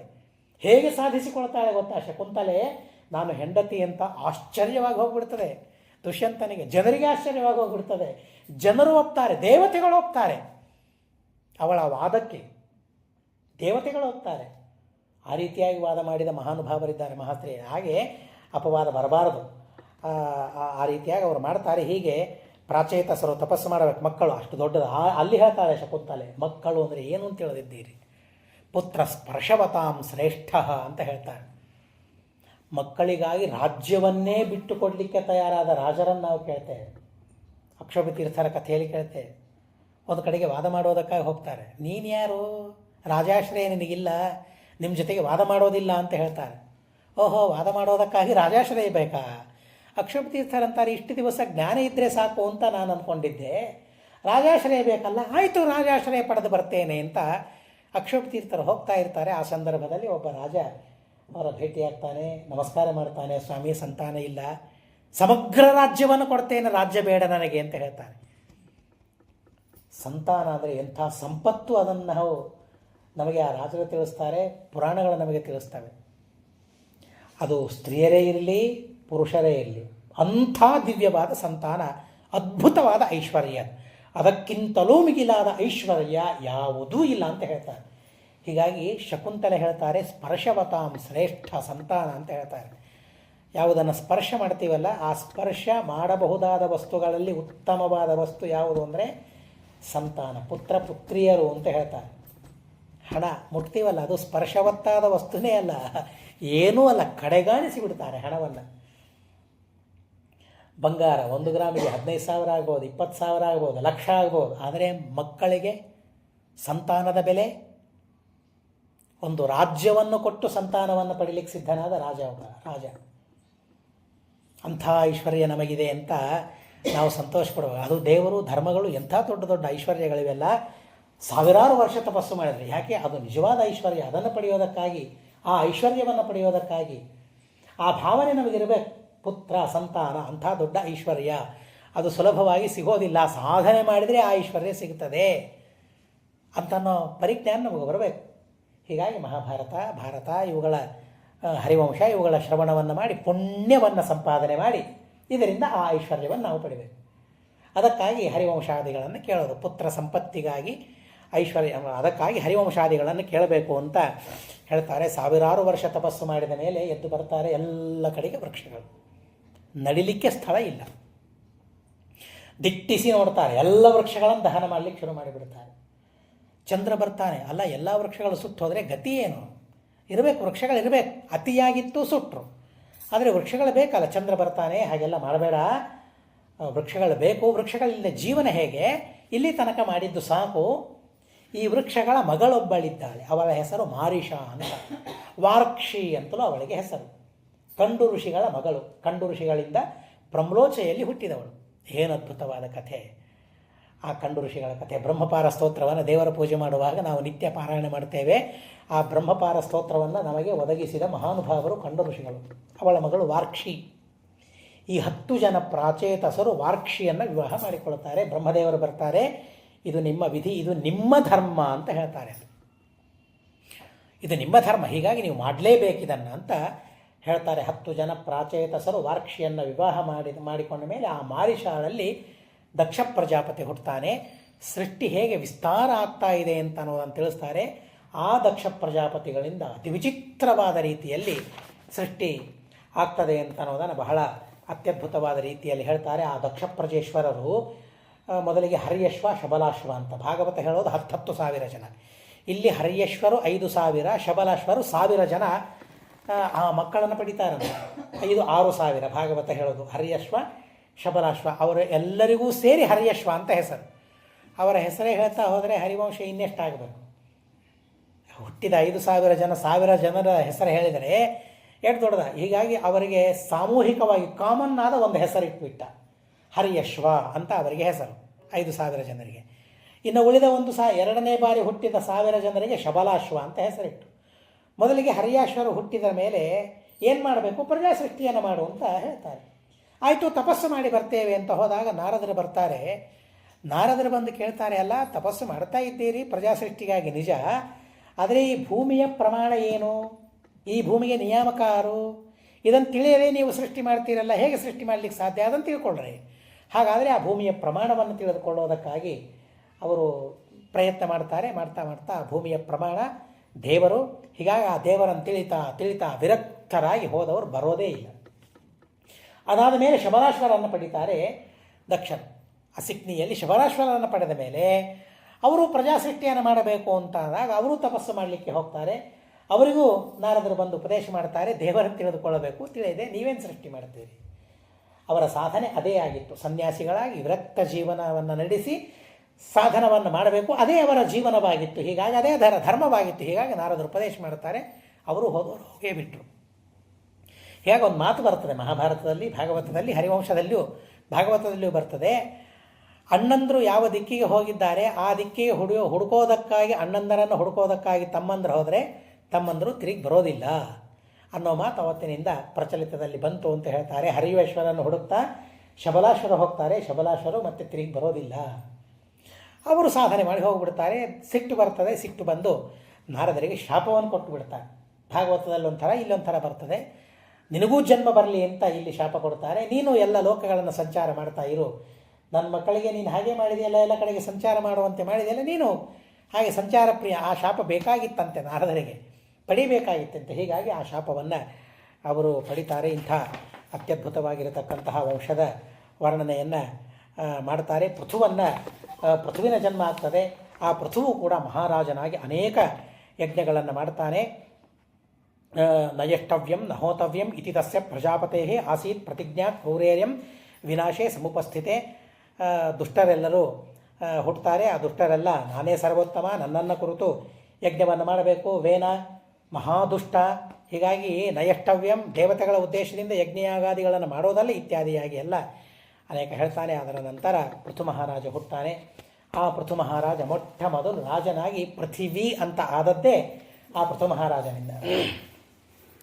ಜನ ಎಲ್ಲ ಬರ್ತಾರೆ, ರಾಜನಿಗೆ ದೂರು ಕೊಡ್ತಾರೆ, ನಾವು ನಿನ್ನ ರಾಜ್ಯದಲ್ಲಿ ಇದ್ದೇವೆ, ನಾವು ಏನೇ ಧಾನ್ಯವನ್ನು ಬೆಳೆಸೋದಕ್ಕಾಗಿ ನೆಲದಲ್ಲಿ ಹಾಕಿದರೆ ನೆಲವೇ ನುಂಗಿ ಬಿಡ್ತಾ ಇದೆ, ಧಾನ್ಯವೇ ಬೆಳೀತಾ ಇಲ್ಲ ಎಲ್ಲಿಯೂ ಅಂತಂದಾಗ ಧನುರ್ಬಾಣಗಳನ್ನು ಧರಿಸಿಕೊಂಡು ಪೃಥ್ವಿಯ ಜೊತೆಗೆ ಯುದ್ಧ ಮಾಡೋದಕ್ಕಾಗಿ ಹೋಗ್ತಾನೆ. ಎಂಥ ರಾಜ ನೋಡಿ ಅವನು. ಏನು ಭೂಮಿಯ ಜೊತೆಗೆ ಯುದ್ಧ ಮಾಡೋದಂದರೆ ಜಡವಾದದ್ದಲ್ಲ ಇದು ಭೂಮಿ. ಅಭಿಮಾನಿಯಾದ ದೇವತೆ ಒಬ್ಬಳಿದ್ದಾಳೆ, ಅದಕ್ಕೆ ಧರಾದೇವಿ ಇದ್ದಾಳೆ, ಅವಳ ಜೊತೆಗೆ ಯುದ್ಧಕ್ಕೆ ಹೋದ. ಅನೇಕರು ಆ ಋಗ್ವೇದದ ಮಂತ್ರಗಳನ್ನು ನೋಡಿ ಇದೇನಿವರು ಭಾರತೀಯರು, ಅಗ್ನಿ ಹೊತ್ಕೊಂತು ಹೀಗೇನೆ ಬರೀತಾರೆ. ಎಲ್ಲಿ ಬರೆದಿದ್ದಾರೆ ನಾನು ನೋಡಿಲ್ಲ, ಆದರೆ ಬರೆದಿದ್ದಾರೆ ಅಂತ ನಾನು ಮಾತ್ರ ಕೇಳಿದ್ದೇನೆ. ಕಲ್ಲು ಇನ್ನೊಂದು ಕಲ್ಲಿಗೆ ಬಡಿತು, ಅಗ್ನಿ ಹುಟ್ಟು, ಅಗ್ನಿನಾಗ್ನಿ ಸಮಿಧ್ಯತೆ ಅಂತ ಅಗ್ನಿಯ ಸ್ತೋತ್ರವನ್ನು ಜೋರಾಗಿ ಗಾಳಿ ಬೀಸಿತು, ವಾಯವಾಯ ಹಿದರ್ಶತೆ ಅಂತ ವಾಯುವ ಸ್ತೋತ್ರ ಮಾಡಿದರು. ಒಟ್ಟಾರೆ ಯಾವುದು ಯಾವಾಗ ಹೆಚ್ಚಾಗ್ತದೆ ಅದರ ಜಡವಾದ ವಸ್ತುಗಳ ಸ್ತೋತ್ರವನ್ನು ಮಾಡಿದರು. ಇದು ಭಾರತೀಯರು ಅಂತ ಗೇಲಿ ಮಾಡ್ತಾರೆ. ಆದರೆ ಆ ಅಗ್ನಿಯ, ಜಡವಾದ ಕಲ್ಲಿನ, ಜಡವಾದ ಗಾಳಿಯ ಸ್ತೋತ್ರ ಮಾಡಿದ್ದಲ್ಲ, ಒಳಗಿರುವ ಚೇತನನನ್ನು ಕಂಡು ಸ್ತೋತ್ರ ಮಾಡಿದವರು ಭಾರತೀಯರು. ನಿಮಗೆ ಬರೀ ಹೊರಗಿನದ್ದು ಕಾಣಿಸ್ತಾ ಇದೆ, ಒಳಗಿನದ್ದು ಕಾಣಿಸ್ತಾ ಇಲ್ಲ, ಒಳಗಿನದ್ದು ತಿಳಿಬೇಕು ಅಂತ ಹೇಳ್ತಾರೆ. ಹೀಗಾಗಿ ಪೃಥ್ವಿಯ ಜೊತೆಗೆ ಯುದ್ಧ ಮಾಡೋದಕ್ಕಾಗಿ ಹೊರಟಾಗ ಗೋರೂಪವನ್ನು ಧಾರಣೆ ಮಾಡಿಕೊಂಡು ಹೋಗ್ತದೆ, ಬಿಡೋದಿಲ್ಲ. ಕೊನೆಗೆ ಹೇಳ್ತದೆ, ಹೀಗೆಲ್ಲ ನೀನು ಮಾಡಿದರೆ ಹೇಗೆ, ನೀನು ರಾಜ, ಆದ್ದರಿಂದಾಗಿ ನಾನು ಗೋರೂಪದಲ್ಲಿದ್ದೇನೆ, ನಿನಗೇನು ಬೇಕು ಎಲ್ಲವನ್ನೂ ನೀನು, ಬರೀ ಹಾಲು ಮಾತ್ರ ಅಲ್ಲ, ಆಕಳಿನಿಂದ ಹಸುವಿನಿಂದ ಬರೋದು ಹಾಲು ಮಾತ್ರ, ಆದರೆ ನಾನು ಗೋರೂಪ ಪೃಥ್ವಿ, ಹೀಗಾಗಿ ಏನೇನು ಬೇಕೋ ಎಲ್ಲವನ್ನೂ ನೀನು ಸಂಪಾದನೆ ಮಾಡಿಕೊ ಅಂತಂದ. ಎಲ್ಲವನ್ನೂ ಆ ಗೋವಿನಿಂದ ಸಂಪಾದನೆ ಮಾಡಿಕೊಂಡು ಆ ಜನರನ್ನೆಲ್ಲ ಸಂರಕ್ಷಣೆ ಮಾಡಿದ್ದಾನೆ. ಯೈದಂ ಶೃಣುಯಾನ್ನಿತ್ಯಂ ಪೃಥೋಶ್ಚರಿತ ಮಾದಿತಃ ಪುತ್ರ ಪೌತ್ರ ಸಮಾಯುಕ್ತ ಮೋದತೆ ಸುಚಿರಂ ಭುವಿ. ಯಾರು ಈ ಕಥೆಯನ್ನು ಕೇಳ್ತಾರೆ ಹೇಳ್ತಾರೆ, ಪುತ್ರ ಪೌತ್ರ ಸಮಾಯುಕ್ತವಾಗಿ ಸುಚಿರವಾಗಿ ಚಿರಕಾಲದವರೆಗೆ ಈ ಭೂಲೋಕದಲ್ಲಿ ಸಂತೋಷದಿಂದ ಇರ್ತಾರಂತೆ. ಈ ಕಥೆಗಳೆಂಥದ್ದು ನೋಡಿ. ಮನುಷ್ಯನಿಗೆ ಆ ತರಹದ ಸಂತೋಷ, ಮಾನಸಿಕವಾದ ಸಂತೋಷ. ಎಷ್ಟೇ ತೊಂದರೆಗಳು ದೇಹಕ್ಕೆ ಆಗ್ತಾ ಇದ್ದರೂ ಕೂಡ ಮನಸ್ಸಿನಲ್ಲಿ ಮಾತ್ರ ಆನಂದ ಇರ್ತದೆ. ಒಬ್ಬ ಭೀಷ್ಮಾಚಾರ್ಯರ ಕಥೆಯನ್ನು ಸುಮ್ಮನೆ ದೃಷ್ಟಾಂತವಾಗಿ ನಾವು ತಿಳಿದರೆ ಸಾಕು. ಎಷ್ಟು ದುಃಖ ಭೀಷ್ಮಾಚಾರ್ಯರಿಗೆ. ಬಾಣಗಳ ಮೇಲೆ ಮಲ್ಕೊಂಡಿದ್ದಾರೆ. ಮೆತ್ತನೆಯ ಹಾಸಿಗೆ ಅಲ್ಲ, ಚೂಪಾದ ಬಾಣಗಳ ಮೇಲೆ ಮಲ್ಕೊಂಡಿದ್ದಾರೆ. ರಕ್ತ ಸುರಿತಾ ಇದೆ. ಒಂದು ಮುಳ್ಳು ಚುಚ್ಚಿದರೇ ಎಷ್ಟು ನೋವಾಗ್ತದೆ, ಎಷ್ಟು ಯಾತನೆಯನ್ನು ಅನುಭವಿಸ್ತೇವೆ. ಆದರೆ ಅಂಥ ಸಾವಿರಾರು ಬಾಣಗಳ ಹಾಸಿಗೆಯ ಮೇಲೆ ಭೀಷ್ಮಾಚಾರ್ಯರು ಮಲ್ಕೊಂಡಿದ್ದಾರೆ. ರಕ್ತ ಸುರಿತಾ ಇದೆ, ಆದರೆ ಮನಸ್ಸಿನಲ್ಲಿ ಮಾತ್ರ ಆನಂದ ಅವರಿಗೆ ಆಗ್ತಾಯಿದೆ. ಯಾಕೆ? ದೇವರೆಲ್ಲರೂ ಕೊಟ್ಟ. ಈ ಕಡೆ ದುಃಖ ಕೊಟ್ಟ, ಅವರ ಪಾಪ ಪ್ರಾರಬ್ಧಕ್ಕೆ ಅನುಗುಣವಾಗಿ ಪುಣ್ಯ ಪ್ರಾರಬ್ಧ ಇದೆ. ಹೀಗಾಗಿ ತನ್ನ ಸ್ಮರಣೆಯನ್ನು ಕೊಟ್ಟು ಆ ಬಾಧೆ ಮರೆತು ಹೋಗುವಂತೆ ದೇವರು ಮಾಡಿದ. ದೇವರೇನು ಮಾಡ್ತಾನೆ? ಭಯಕೃತ್ ಭಯನಾಶನ. ಅದು ಯಾರಿಗೆ? ಭೀಷ್ಮಾಚಾರ್ಯರಿಗೂ ಹಾಗೆ ಮಾಡಿದ. ಎಂಥ ಪ್ರತಿಜ್ಞೆಯನ್ನು ಮಾಡಿದವರು, ಎಂಥ ಬ್ರಹ್ಮಚರ್ಯವನ್ನು ಪಾಲನೆ ಮಾಡಿದವರು. ಆದರೆ ದುರ್ಯೋಧನನ ಸಹವಾಸವನ್ನು ಮಾಡುವ ಪ್ರಸಂಗ ಅವರಿಗೆ ಬಂತು. ಪಾಪ ಪ್ರಾರಬ್ಧದಿಂದಾಗಿ ಆ ಬಾಣದ ಮೇಲೆ ಮಲಗಿಕೊಳ್ಳುವ ಪ್ರಸಂಗ ಅವರಿಗೆ ಬಂದರೂ ಕೂಡ ಮನಸ್ಸಿನಲ್ಲಿ ಮಾತ್ರ ಅದರಿಂದ ಪೀಡೆಯಾಗದೇ ಇದ್ದಂತೆ ಭಗವಂತ ಮಾಡಿ ತನ್ನ ಸ್ಮರಣೆಯನ್ನು ಕೊಟ್ಟು ಆ ಪೀಡೆ ಪರಿಹಾರ ಆಗಬೇಕು, ಮರೆತು ಬಿಡಬೇಕು ಅಂತ ಅನ್ನೋದಕ್ಕಾಗೋರಿಂದ ಅನೇಕ ಧರ್ಮೋಪದೇಶವನ್ನು ಮಾಡಿಸ್ತಾರೆ. ಪಾಂಡವರನ್ನು ಕರ್ಕೊಂಡು, ಯಾರಿಂದ ಕೇಳಬೇಕು ನೀವು ಧರ್ಮ? ನೀನು ಮಾಡಿದ ಧರ್ಮ ಯಾರು ಹೇಳಬೇಕು? ಭೀಷ್ಮಾಚಾರ್ಯ. ನಡಿ ಹೋಗೋಣ ಅಂತ ಹೇಳಿ ಭೀಷ್ಮಾಚಾರ್ಯರಿಂದ ಆ ಎಲ್ಲ ಧರ್ಮಗಳನ್ನು ಹೇಳಿಸ್ತಾ ಉತ್ಸಾಹ ಬಂತು. ಧರ್ಮಗಳನ್ನು ಮರೆತು ಹೋಗ್ಬಿಟ್ಟ. ಈಗ ಮಕ್ಕಳಲ್ಲಿ ನಾವು ನೋಡ್ತೀವಲ್ಲ, ಕೆಳಗೆ ಬಿದ್ದಿರ್ತಾರೆ, ರಕ್ತ ಸೋರ್ತಾ ಇರ್ತದೆ, ಅಳ್ತಾ ಇರ್ತಾರೆ, ಬಾಯಲ್ಲಿ ಸ್ವಲ್ಪ ಸಕ್ಕರೆ ಹಾಕಿಬಿಟ್ರೆ ಎಲ್ಲ ಮುಗಿದು ಹೋಗ್ಬಿಟ್ಟು. ಇವತ್ತಿನ ದೃಷ್ಟಾಂತ ಕೊಡಬೇಕಾದ್ರೆ ಅಳ್ತಾ ಇರ್ತಾರೆ, ಕೈಯಲ್ಲಿ ಮೊಬೈಲ್ ಕೊಟ್ಬಿಟ್ರೆ ಏನೇನೇನೇನೂ ಅಳು ಇಲ್ಲ. ಏನು ವಿಚಿತ್ರ ಅಲ್ಲ? ಹೇಗೆ ಮನುಷ್ಯ ನೋವನ್ನು ಮರಿತಾನೆ? ಅಧ್ಯಯನ ಮಾಡಬೇಕಾದಕ್ಕೆ. ಅತೀ ಸಣ್ಣ ವಸ್ತುವಿನಿಂದ ಮರಿತಾನೆ ಅಂದರೆ ದೇವರಿಂದ ಮರಿಲಿಕ್ಕಾಗೋದಿಲ್ವ? ಆದ್ದರಿಂದ ಈ ದೇವರ ಸ್ಮರಣೆ ಭೀಷ್ಮಾಚಾರ್ಯರಿಗೆ ತಂದುಕೊಟ್ಟ. ಹೊರಗಿನ ದುಃಖ ಮರೆಯುವಂತೆ ಭಗವಂತ ಮಾಡಿದ. ಹೀಗೆ ಪೃಥುಮಂತಾದ ಮಹಾನುಭಾವರ ಕಥೆಯನ್ನು ಕೇಳಿದರೆ, ಸೃಷ್ಟಿಯನ್ನು ಮಾಡಿದವರ ಕಥೆಗಳನ್ನು ಕೇಳಿದರೆ ಆನಂದದಿಂದ ಇರ್ತಾರೆ. ಆನಂದದಿಂದ ಗರ್ಭಿಣಿ ಇದ್ದಾಗ ಸುಖವಾದ ಪ್ರಸವ ಆಗ್ತದೆ. ಆ ಆನಂದ ಮನಸ್ಸಿನಲ್ಲಿಲ್ಲದೆ ಇದ್ದಾಗ, ಟೆನ್ಷನ್ ಇದ್ದಾಗ, ಎಲ್ಲ ಯಾವುದೇ ರೋಗ ಇದ್ದರೆ ಇದೇ ಕಾರಣ ಹೇಳಿಬಿಡ್ತಾರೆ ಅಷ್ಟೇ. ಭಾಳ ವಿಚಾರ ಮಾಡ್ತಾ ಇದ್ದೀರಿ, ವಿಚಾರ ಮಾಡೋದು ಬಿಟ್ಬಿಡಿ ಅಂತ ಹೇಳ್ತಾರೆ. ಹಾಗೆ ಯಾವ ವಿಚಾರವೂ ಇಲ್ಲದೆ ದೇವರ ವಿಚಾರವನ್ನು ಮಾಡುವಾಗ ಮಾತ್ರ ಇದು ಸಾಧ್ಯವಾಗ್ತದೆ. ಆ ಸಂದರ್ಭದಲ್ಲಿ ಹೇಳ್ತಾರೆ, ಪ್ರಸವದ ಕೋಣೆ ಏನಿದೆಯಲ್ಲ ಅದರಲ್ಲಿಯೂ ಬಾಲಕೃಷ್ಣನ ಚಿತ್ರವನ್ನಿಟ್ಟುಕೊಳ್ಳಿ ಅಂತ ಹೇಳ್ತಾರೆ. ಅದೇ ಮನಸ್ಸಿನಲ್ಲಿರ್ತಾರೆ, ಅದೇ ಚಿಂತನೆ ಮನಸ್ಸಿಗೆ ಬರ್ತಾ ಇರಬೇಕು. ಅದಕ್ಕಾಗಿ ಎಲ್ಲ ಕಥೆಗಳನ್ನು ಹೇಳ್ತಾರೆ. ಆ ರೀತಿಯಾದ ಮೋದವನ್ನು, ಸಂತೋಷವನ್ನು ಭಗವಂತ ನಮಗೆಲ್ಲ ಕೊಡಲಿ ಅಂತ ಪ್ರಾರ್ಥನೆ ಮಾಡ್ತಾ, ಅಸ್ಮದ್ ಗುರುವಂತರ್ಗತ ತಾತ್ವಿಕ ದೇವತಾಂತರ್ಗತ ಭಾರತೀಯ ರಮಣ ಮುಖ್ಯ ಪ್ರಾಣಾಂತರ್ಗತ ಶ್ರೀಕೃಷ್ಣಾರ್ಪಣಮಸ್ತು. ಅಕ್ಷರಂ ಕರ್ಮರಸ್ಮಿನ್ ಪರೇ ಸ್ವರ್ಪಿತಂ ಪ್ರಕ್ಷರಂ ಯಾಂತಿ ದುಃಖಾನಿ ಯನ್ನಾಮತಃ ಅಕ್ಷರೋ ಯೋ ಅಜರ ಸರ್ವದೇವಾಮೃತಃ ಕುಕ್ಷಿಗಂ ಯಸ್ಯ ವಿಶ್ವಂ ಸದಾ ಅಜಾದಿಕಂ ಪ್ರಣರಾಮೋ ವಾಸುದೇವಂ ದೇವತಾ ಮಂಡಲಾಖಂಡಮಂಡನಂ. ಹರಿ ಓಂ ಹರಿ ಓಂ ಹರಿ ಓಂ. ಅನೇನ ಭಾವಿಯತ್ ಪುಣ್ಯಂ ತದಾಪ್ನೋತು ಗುರುರ್ಮಮ.